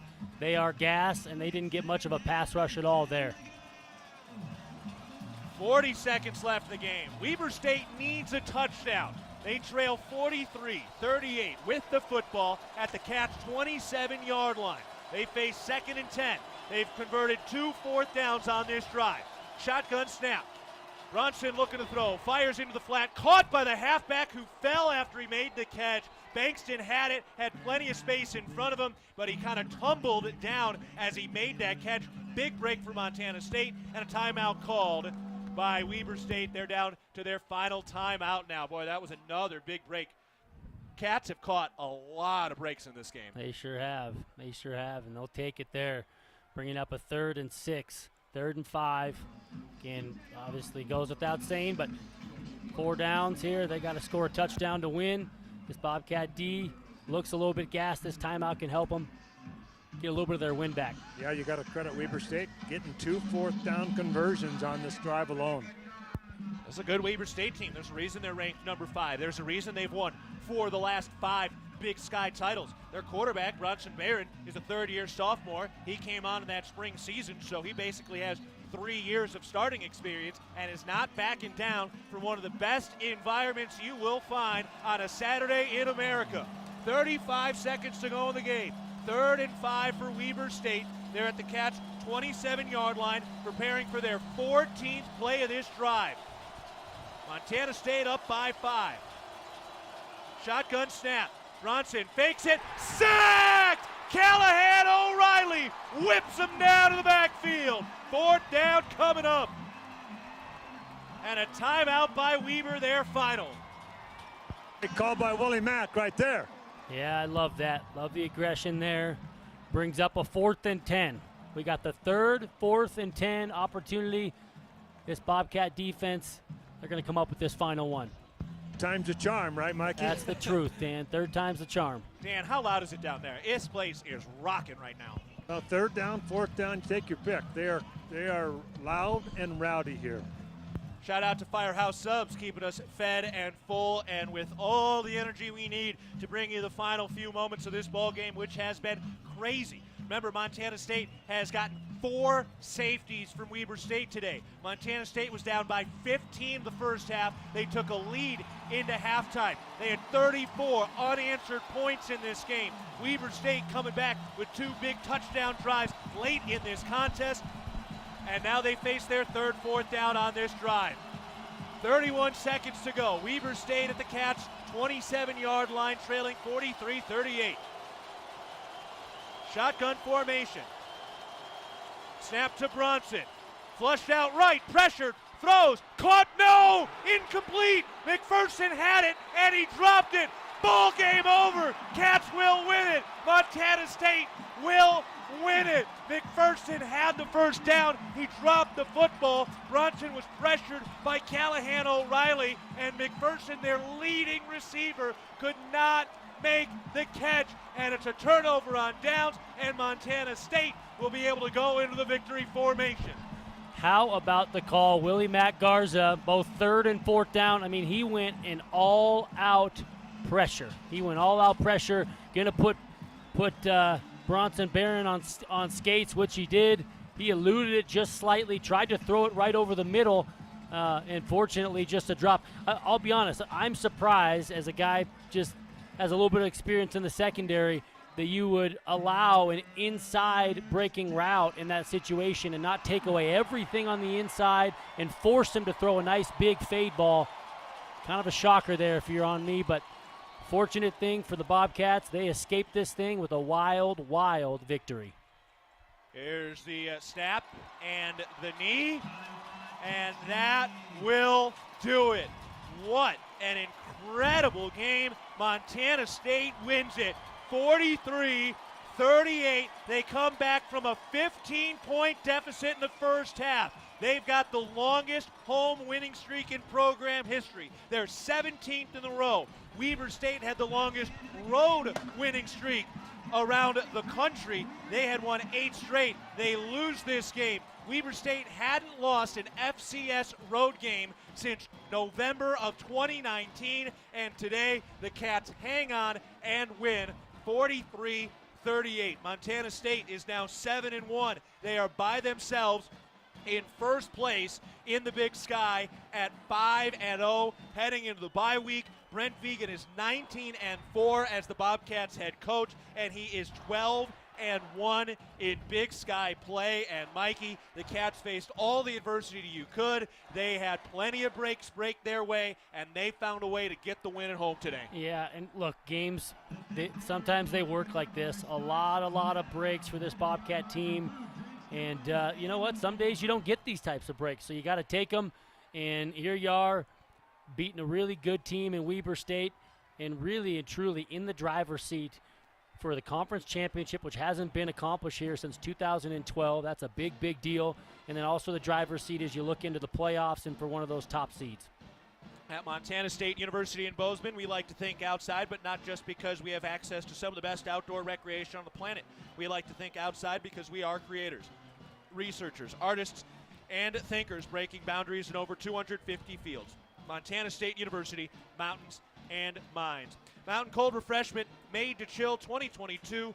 Coors Brewing Company, Golden, Colorado. Celebrate responsibly. An electrifying win for Montana State today. They get the victory by a final score of 43-38. Tommy Mellott today, what a start. 273 yards, a career day on the ground for Mellott. He had 3 rushing touchdowns and a touchdown pass today as well. He threw an interception on his first series of the game and came back to put in an absolutely historic performance today.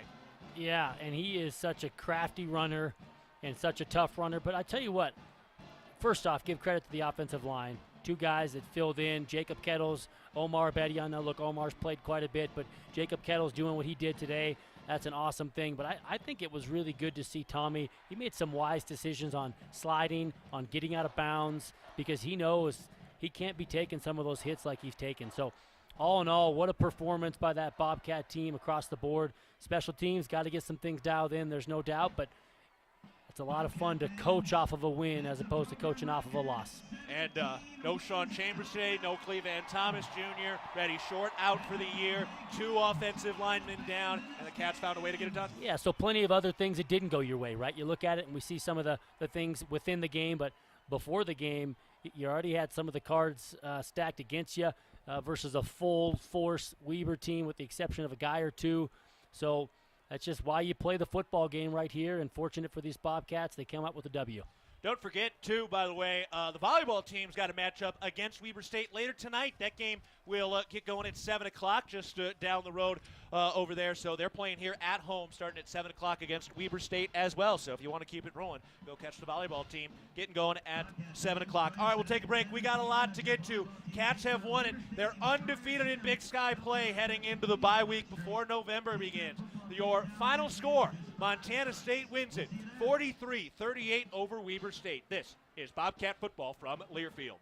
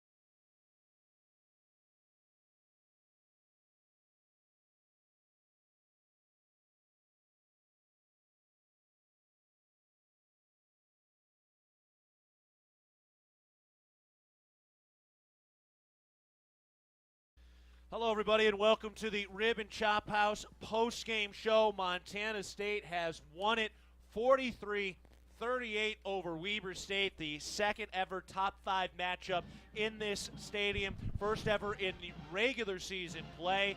And for Montana State, they get an incredible, sparkling win today.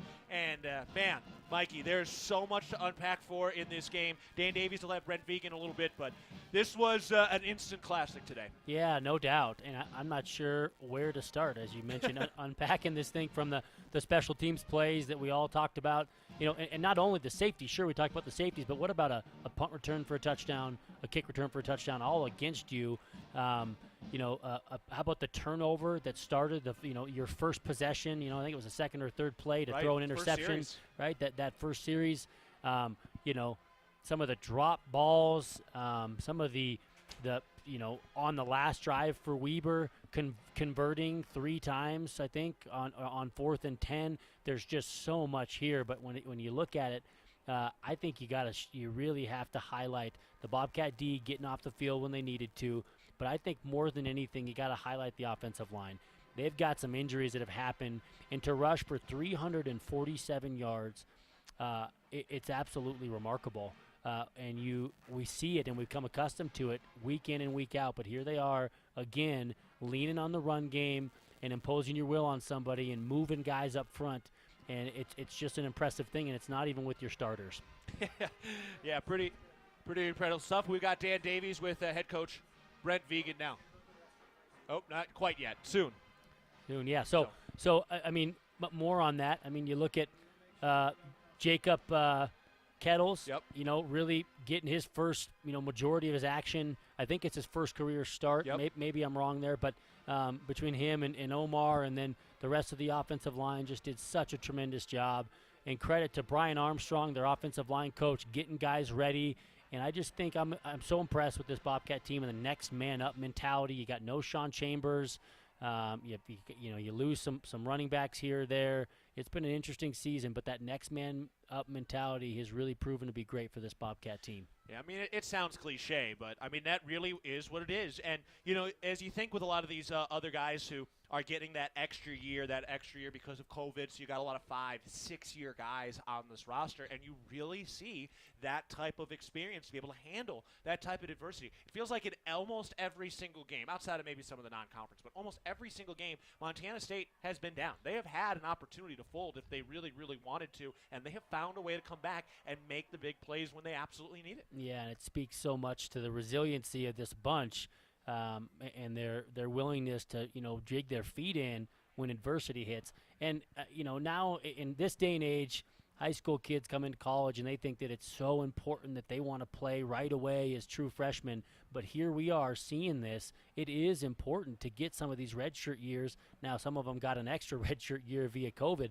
And you do really see some of this growth and the maturity and the ability to handle things when they don't go their way. And I just think it's a really fun thing to watch. Interesting to watch the way this running game ended up playing out. Tommy Millott had 32 rushes in this game, 273 yards, 3 touchdowns in this contest. But I was struck with his decision-making. He was not just automatically running. A lot of times he really took his time, still continued to look downfield until he absolutely had to run the football. We saw him at times in this game as well where he was able to get out of bounds, get into that slide. He really didn't take up too many big hits. Probably his biggest hits were when he got kind of bottled up with 3 or 4 guys. That's when you can get a little worried about it. But for the most part, I mean, look, he's going to be sore. 32 rushes in an FCS game, that's hard. But at the same time, a lot of those, he found a way to finish that run and not really put himself in too much harm's way. Yeah, I'm with you. I think I don't know what it was, but it just looked different from the previous games when he was running the football or some of the runs from the last year's playoff run. Yeah, we're gonna get some Tommy Millott words for the post-game press conference here. Here's All right, Tommy. guys, questions for Tommy. Well, Tommy, aside from being a crazy game, was that like were you just in some kind of zone, or what was going on? You were able to run a lot. Maybe we do not have Tommy Millott, unfortunately, so hoping to get some words there from Tommy, but it would be nice. But obviously a star of this game today, Really incredible stuff. Yeah, absolutely. For what he did running the football, and I will say his decision making, and he did such a good job, decision making wise, and look, he's always going to bring it every single down. Really good vision, really good composure, but seemingly he didn't have some of those same big hits that he had that we saw early on in the season. So he's wise, kind of picking his battles, and I know that his quarterback coach has got to be pleased, Coach Vegan, when he's being smart with his body, because got to have him for these long playoff stretches. And especially with Sean Chambers out. A game like that with so many. And it's been really incredible, and we'll get some Malot's words if we can, but it sounds like his microphone maybe not working. So let's see here if we can get Tommy. Yeah, I guess not. So we're not going to be able to get Tommy. Either way, the point I'm trying to make is that, Sean Chambers was out today, and this is why Brent Vegan brought him in. After some of the transfers from the last year, they knew they needed some extra depth. Tommy Malott is an absolute star. He's a generational talent. He's going to do amazing things here, already has, but you only had Sean Austin behind him, and to be able to bring in Sean Chambers, kind of bridge that gap. Think about what this season would be if not for Sean Chambers in the middle there, and now Tommy Malott being able to pick it up. Just incredible stuff from this quarterback room and the way Brent was able to construct this roster. Yeah, absolutely, and it just points back to the adversity and the willingness to be unselfish. You look at these receivers. Willie Patterson caught 3 touchdown passes last week against Northern Colorado, and here he is today. He did have 5 catches, but 5 for 25 yards. But yet his willingness to go block on the perimeter. Ravi Alston, he had 1 catch for 26 yards, right? But there's a guy that's willing to go fight for his teammates, go block on the perimeter, and it's an unselfish group that's capable of handling adversity. And there's not a greater compliment you could give a football team.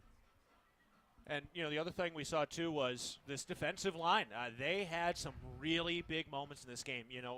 Weber State at times had a couple of bigger gashing drives, but they took a lot of time. It was a lot of plays. They had just under 100 yards in the first half, and they ended up with about 228 or so, a little over 225 in that second half. So some really good work by Montana State, even though they gave up a reasonable amount of yards. That's what a normal offense would do. But that first half was key, and when you think back, even to that first series Weber State had after the Malott interception, he was the one who got the tackle. That could have been a touchdown. Malott chased him, Eddie Hackard, down and tackled him at whatever it was, about the 10 or 15-yard line, and then you're able to get the field goal. That type of hustle, especially from a leader, and in that moment, in a close game like this, that makes a world of difference. He scores a touchdown. Who knows how this game plays out? Yeah, you can point to a number of plays that are similar to that and doing a really good job. Just good leadership on behalf of Tommy Malott. Interwest Moving and Storage is the official moving company of the MSU Bobcats. We are on the Rib and Chop House post-game show. Veterans Day is right around the corner, and Rib and Chop House is proud to honor those who have served. From November 1st to the 11th, 5% of steak sales will be donated to local veteran organizations at your Montana Rib and Chop Houses. Dine in or carry out. Come experience Rocky Mountain hospitality and enjoy a filet, sirloin, New York strip, ribeye, and more, all while giving back to our veterans. Check out our website at ribandchophouse.com for more information. Thank you to our veterans and our supporters. All right, let's go now into the interview room. We're able to persevere through any adversity, and we had a slow start last week, so obviously we had that opportunity to come back, and then again it's just the same opportunity, but we just stayed calm and collected, and we just did what we needed to do. We just trusted the game plan, trusted what the coaches were doing, where they were putting us, and we just made plays when they came our way. Watching the defense make another stop like that at the Tommy end Malott talking what was to it like to see those the guys media. come We're up- going to keep come him up here big and again? hear a little more from Yeah, not surprised at all. those guys are one of the best. I believe that they're one of the best defenses in the FCS for sure. We do a lot of 2-minute, and the coaching staff, they know what they're doing. The players, they just give relentless effort, and it's a good formula there. With all the injuries, with the special teams touchdowns, with everything going against you guys, you get another win after a crazy season. Just how crazy is it to have to be able to overcome that much and be 7-1 right now?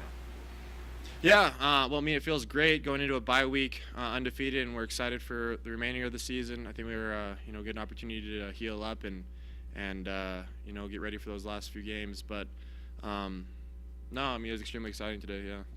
17 straight home victory, program record today, MSU. How big is that? I guess just hearing that for this program.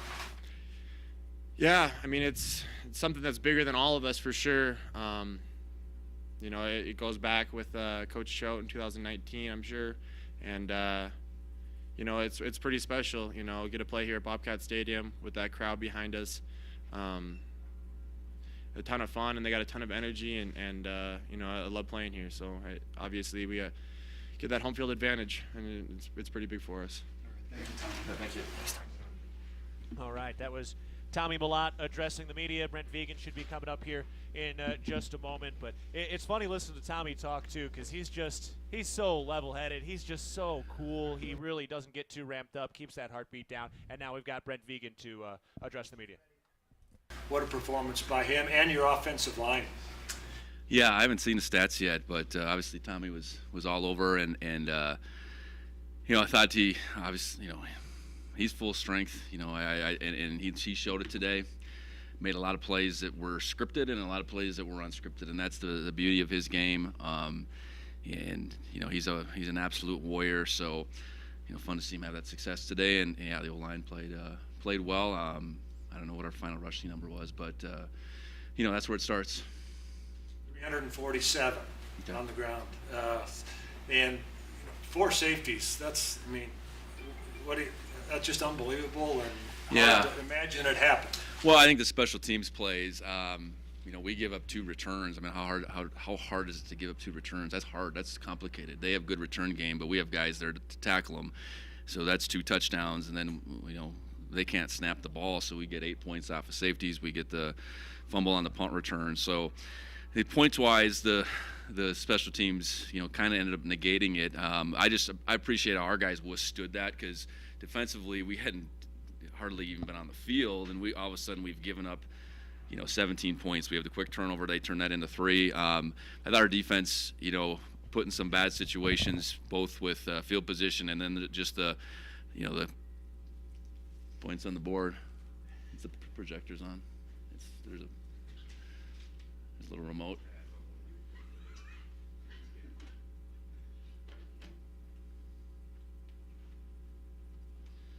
So anyways, yes. I don't know what the question was.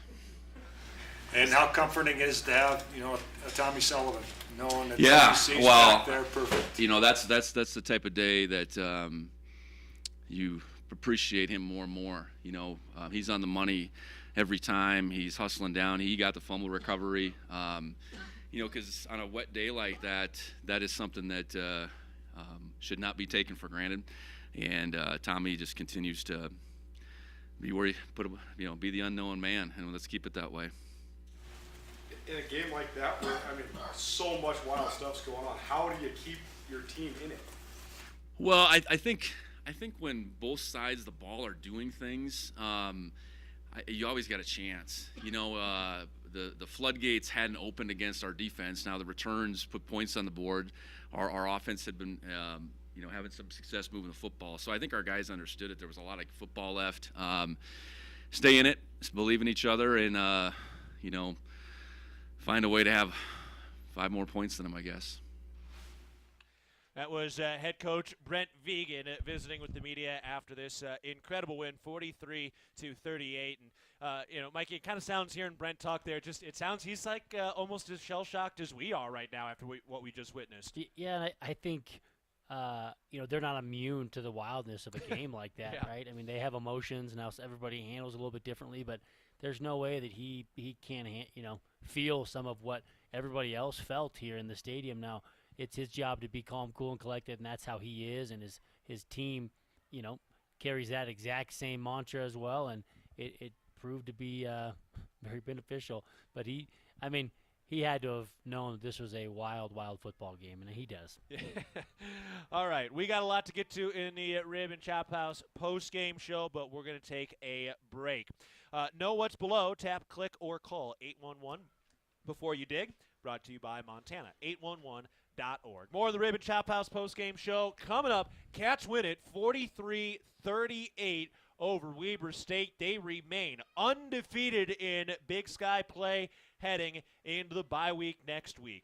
This is Bobcat football from Learfield.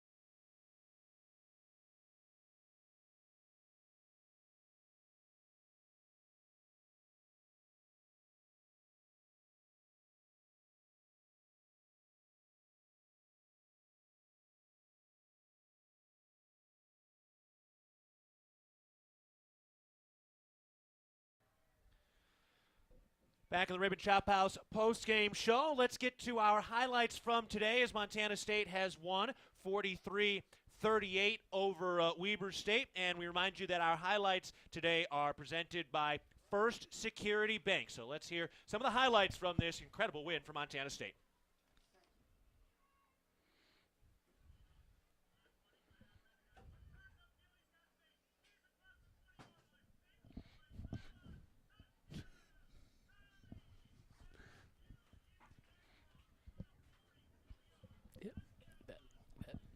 See ya.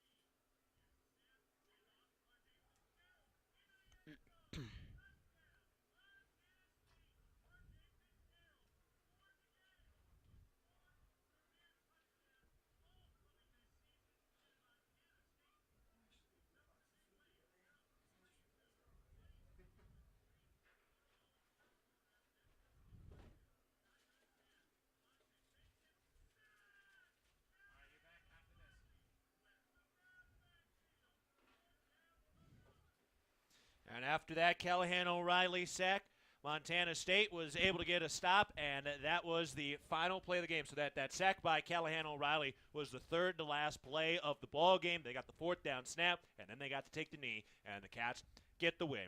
Those were our First Security Bank highlights of the game. More of the Ribbon Chop House post-game show coming up. We'll take a break. Cats win it 43-38. This is Bobcat football from Learfield.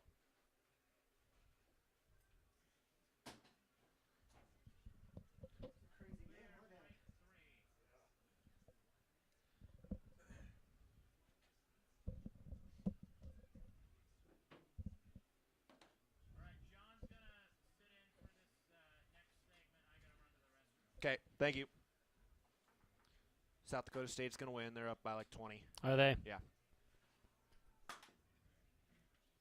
I called them San Diego State at the Blue and Gold Gala yesterday because they've got a flight to go to that game. To Oh, yeah. charter. Yeah. And I was like, who wants to go to San Diego State? Yeah.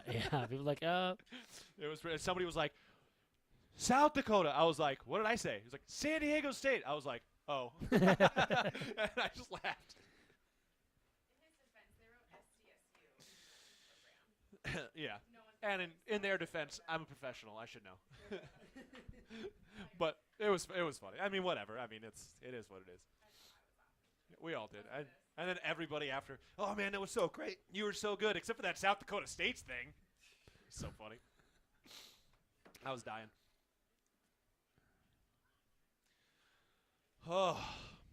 Is that Red Bull finally out of your system? Huh? Is that Red Bull finally out of your system? I don't know. You were Energizer Bunny at the beginning of this game. You were bouncing off the wall. It's been a very long game. Yeah.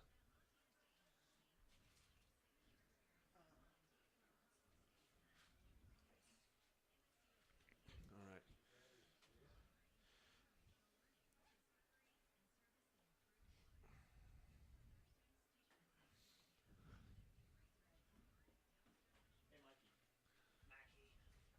Mikey. He's right there. oh, what's up, man? Oh, where'd you go to college at? Here. He played here. And then what did you major in? Elementary education. Yeah. So how'd you get roped into this? Roped is the right word. I did get roped. It was the guy with Learfield or Bobcat Sports Properties or Learfield. He approached me. He just knew that because I played here and I coached here too. So I just a little bit of a football background, and I don't know why he approached me, and I don't know why I said yes, but here we are. I played safety. Yep. Okay. Dan, you good to jump in here? Cool. Roundtable time. All the times I've listened to the Giants post game, I just love the roundtable vibe.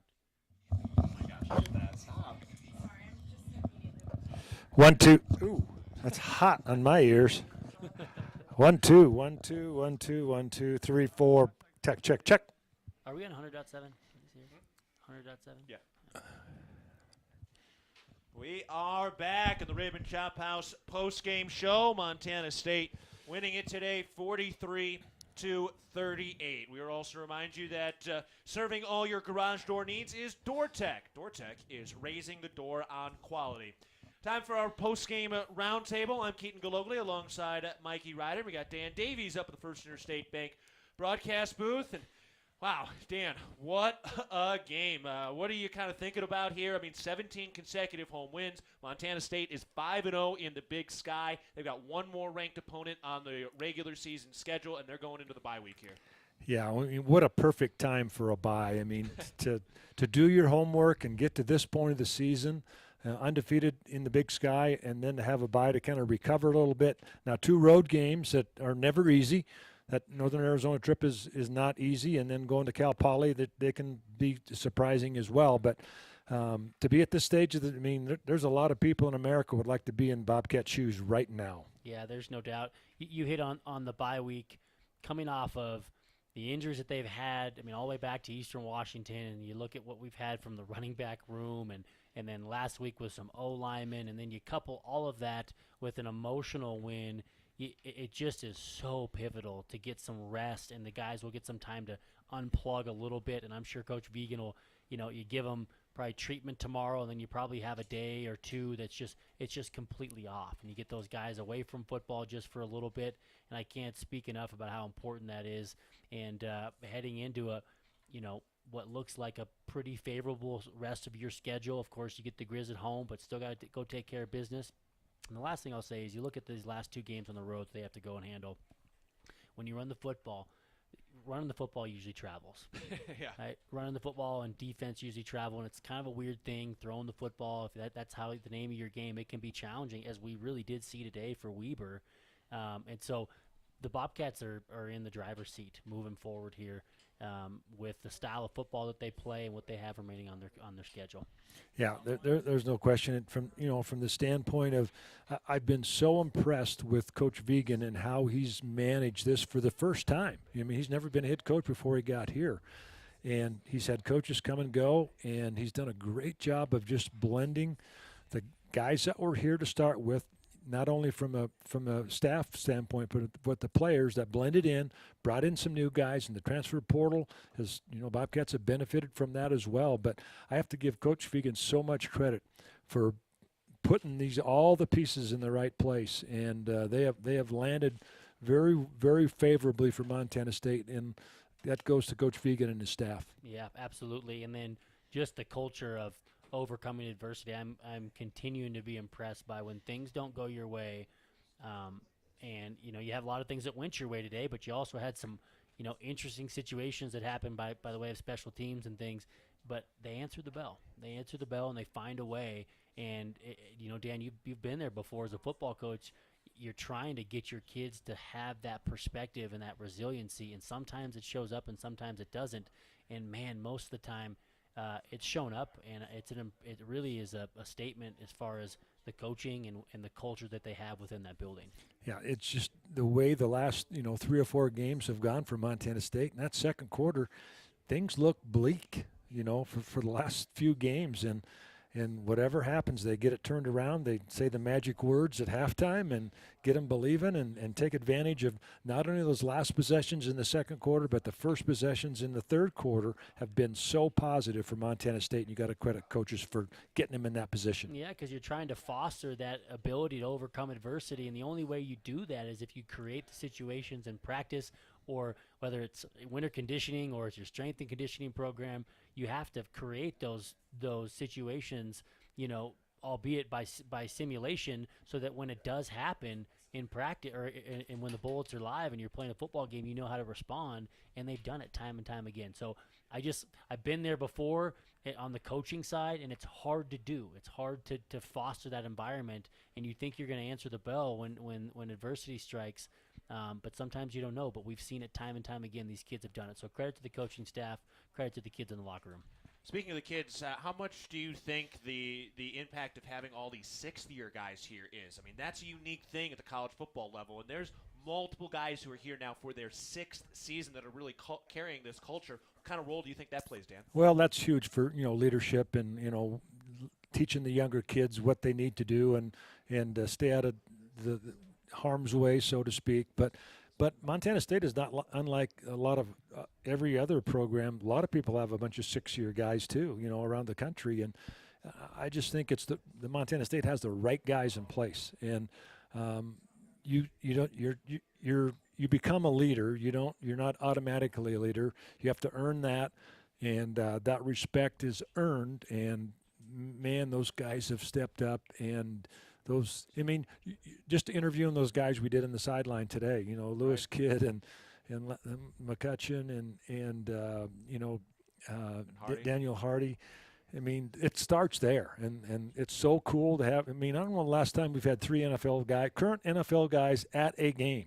I don't think it's ever happened as long as I've been around, but that is so cool. But you got to credit those guys. They started it and bought in with the whole deal with Coach Fegan and coming in, and that's where it starts. Yeah, absolutely. And you can just hear in their voices, all three of them, as you interviewed them, just the pride, continued pride to be a Bobcat, and that's the reason that they're here and they're standing in the rain.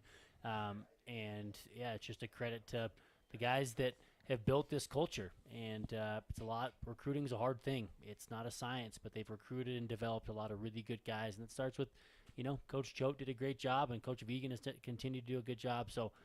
Exciting time to be a Bobcat. And that's what those coaches are going to be doing this week, recruiting. They are hitting the road.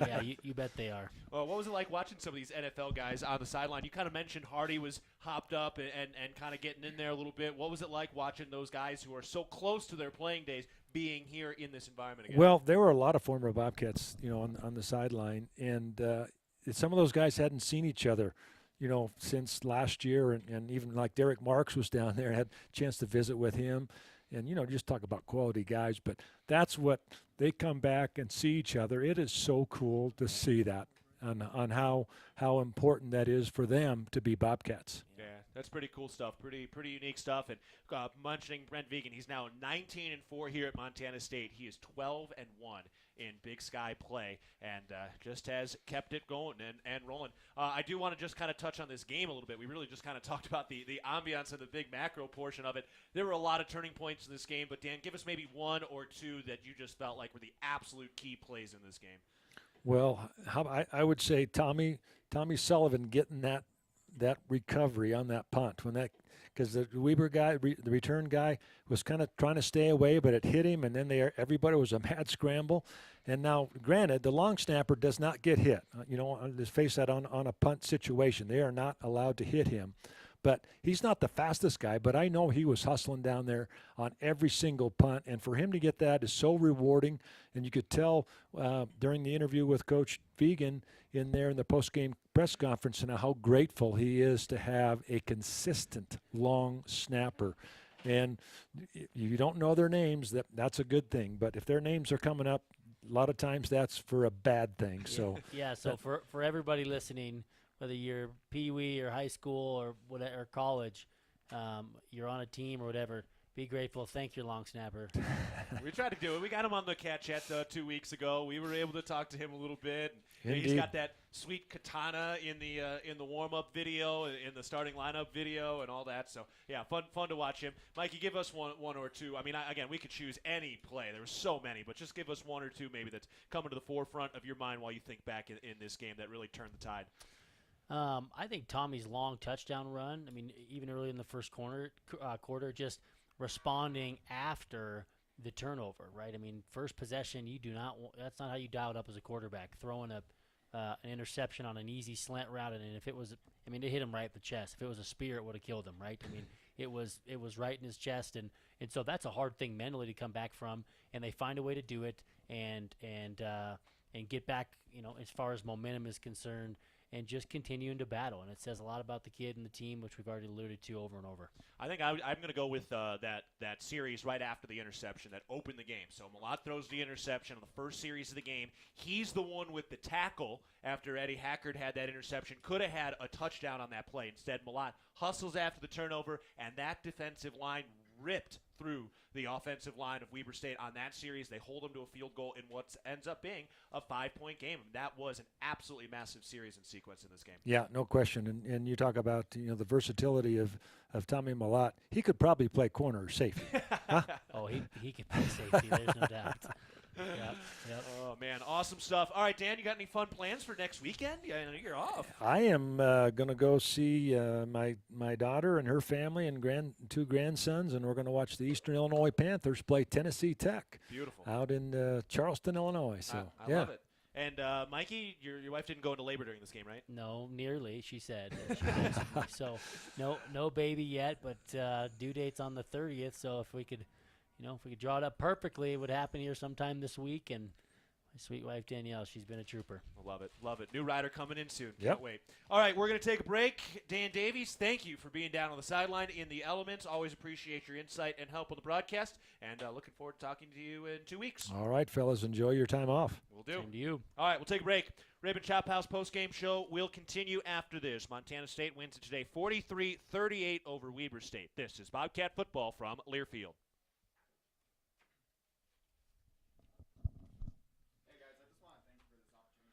You bet, man. Okay. Oh yeah, sorry. You told me and then I lost it. I'll get it to you right when we get back. Thank you. Yeah.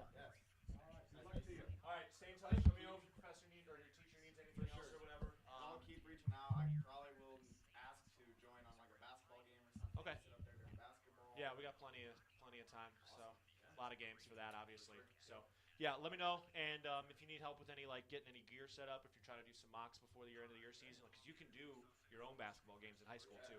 Like that stuff goes a really long way. So yeah, that's how you get started. There's no class is going to teach you how to do this. I promise. Literally no class at all. So just start doing it right now. The more you do it, the better you'll be. Because this is not what I sounded like 15 years ago. I promise. Yeah, for sure. Well, thank you guys. Yeah. You bet. You guys have an amazing night. Yeah, you do the same. Thank you. Yeah, good meeting you. Yeah, good to meet you. See you guys. See ya. All right. What do we got left? He's at Manhattan Christian, is that what you said? Or Manhattan? Three Forks, yeah. So he's a senior, so he's got to do like a senior project. And Yeah, cool, man. So. Well spoken. I said it the other day. We are looking for a new color. Yeah, I'd like somebody who maybe played at the D1 level, potentially. Ideally here. 17, yeah, there you go. Whatever high school kids are. He's a nice kid. Yeah, so I'm glad we got that in. Especially because this was really our only chance. Like, he kind of reached out like a week ago, and I wasn't going to have him up here for Cat Chris. Good luck. Thank you very much. When do you leave? I'm on Thursday. Okay. All right, much love. Appreciate all your help. Hey, tell Clay. See you in 2 weeks. Tell Clay I said hello, will you? They have a chance next week, though. They got beat today. I know. They got beat by Tennessee State, I saw. Yeah, they're pretty good. Yeah. It was 37-17. We're back in 10 seconds. Remember the legal. Got it. Thank you. And what do we got? 4 breaks left? In 5. Yeah, tell him hello, okay? And Kaylee, and yeah, obviously. 4 breaks? Put that baby I on know. the ground. I know. Yep, you got it. See you, Dan. We are back on the Ribbon Chop House post-game show. Cats win it 43-38. All right, let's pause 10 seconds for our network station identification. This is Bobcat football.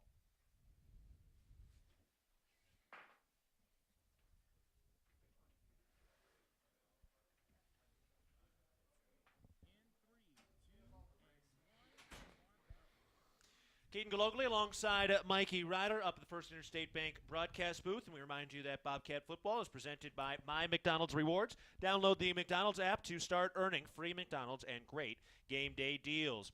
Looking for more college football action? Following our broadcast, you can check out the College Football Blitz for free by going to the Varsity Network app. It's the college football audio version of the NFL Red Zone channel every Saturday from noon to midnight Eastern. Just search College Football Blitz on the Varsity Network app. All right, Mikey, we got a couple of these post-game duties to get to. We've got our McDonald's delivery of the game, which is presented by your locally owned and operated McDonald's of Montana. What are you picking for the delivery of the game today? We're going to go with this entire Bobcat offensive line. We've done that before, but what a performance by them. Rush Reimer, he's the 6'5", 300-pound sophomore. J.T. Reed, I'm sorry, no, J.T. was not in the starting lineup, was he? No. Nope. He was. J.T. Reed was in the lineup. Rush Reimer was the starter on the left side. Justice Perkins is the center. Ibedion was the right guard, and Jacob Kettles was the right tackle in this ball game today. Yep, what a strong performance. I mean, they've done a good job. Obviously, we talked about the run game, but really did actually held up in the pass game as well. I don't believe they gave up any sacks. Nope, 0 sacks today. Now, Tommy does a really good job moving around back there, but nonetheless, no sacks given up and rushing for the yards that they did. Strong performance with some guys that haven't played a lot of football either. Should be really encouraged. Yeah, and it was one of those things, too, where, Tommy had to be flushed out a little bit, but that was more about the downfield coverage than it was about the pressure in the backfield. He had time to get through his reads. Didn't have anything, and then it gets moving. All right, we may have just foreshadowed a little bit, but what do you got on the Levitt Group Impact Player of the game? Yeah, I think we got to go with Tommy Malott. What a day. 273 yards on the ground, 32 attempts, and then also throwing the football, threw for 140 yards, right? So I'm no mathematician, but you look at it and, over 400 yards of offense accounted for. What a strong performance, such a leader. And this is after starts rough with an interception and able to shake it off, leading this Bobcat squad. Pretty incredible stuff. All right, we got more to get to. We'll get you a full rundown of the stats. We've kind of alluded to it, but we will do that after this timeout. More of the Rib and Chop House postgame show coming up after this timeout. Montana State wins it 43-38 over Weber State. This is Bobcat football from Learfield.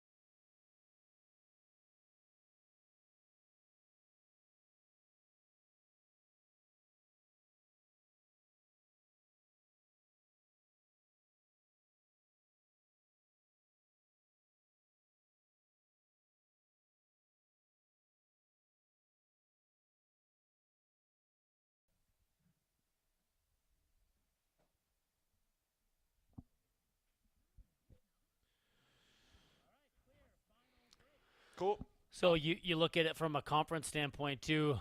You want I always want the Grizz to lose. If they could be 0-10, that'd be sweet. Because I hate them. Fair. But Stack State still has to play Weber. Right, but you want Weber to win out. Right. Like it's in a. Because they still play Montana too. Totally. So you have Weber that somebody Grizz lose another one, they're out. Right. Right. They're out of the conference contention. Yep. You want Weber to go and beat Sac. Yep. Right. Kind of everybody else.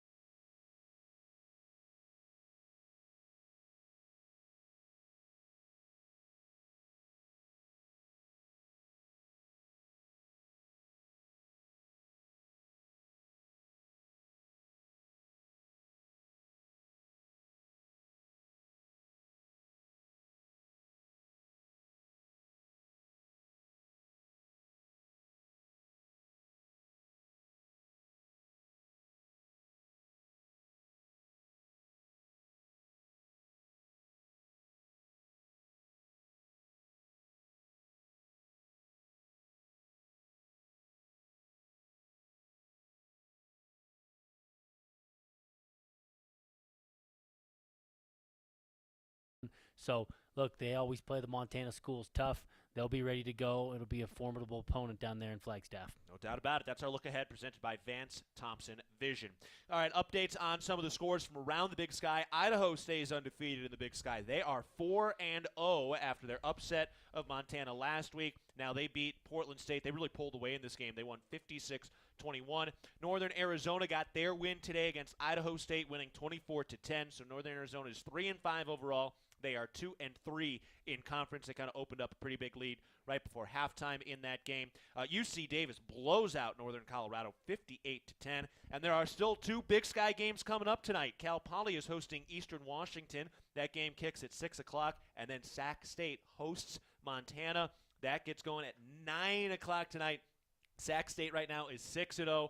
We don't see them on the Montana State schedule coming up this year. So as we look forward for Montana State, their next ranked opponent is Montana at the end of the regular season. And Sac State's hosting Montana. They still have to play Weber State. Montana still has to play Weber State as well. So it's going to get tough for some of these other competitors at the top. Yeah, and you look at it on paper, and the Cats are in the driver's seat as you look at it here with the two struggling teams in the Big Sky, but still both on the road. Anything can happen. This is a tough conference, but you look at it, and the Cats are in the driver's seat. Yep, so off bye week this week at Northern Arizona, at Cal Poly, and then home against Montana, and then playoff time is coming up after that. All right, Veterans Day is right around the corner, and Ribbon Chop House is proud to honor those who have served from November 1st through the 11th. 5% of steak sales will be donated to local veteran organizations at your Montana Ribbon Chop Houses. Dine in or carry out. Come experience Rocky Mountain hospitality and enjoy a filet, sirloin, New York strip, ribeye, and more, all while giving back to our veterans. Check out our website at ribbonchophouse.com for more information. Thank you to our veterans and all of our supporters. All right, that is it. Mike, you get to go be a dad now. You got it. Excited to go home and see my girls. Go do it. All right. Thank you to everybody who helped put this broadcast together today. Thank you for Dan Davies and his time. Thank you to Tyler Walker pregame today. Thank you as well to head coach Brent Vegan for all of the insight he gives us. Very generous with his time as well. Thank you, Dan Davies on the sideline. Thank you, Dylan McPhail up here as our on-site engineer in the First Interstate Bank broadcast booth. Thank you for John O'Connor's effort. He works his tail off. Thank you to Jesse Ropalato as well, and to all at Bobcat Sports Properties. And that will wrap things up for my broadcast partner, Mikey Ryder. I am Keaton Galogly saying so long from Bobcat Stadium. Pleasure to be with you this week, and we will talk again in 2 weeks. No Cat Chat this week. We will have a Bobcat Insider podcast and TV show, but no Cat Chat coming up this week. So looking forward to talking to you again in 2 weeks from Northern Arizona for that 2 o'clock kick. We'll be on the air at 1 o'clock. So until then, so long. Drive home safe. Enjoy the rest of your night, and go Cats, go.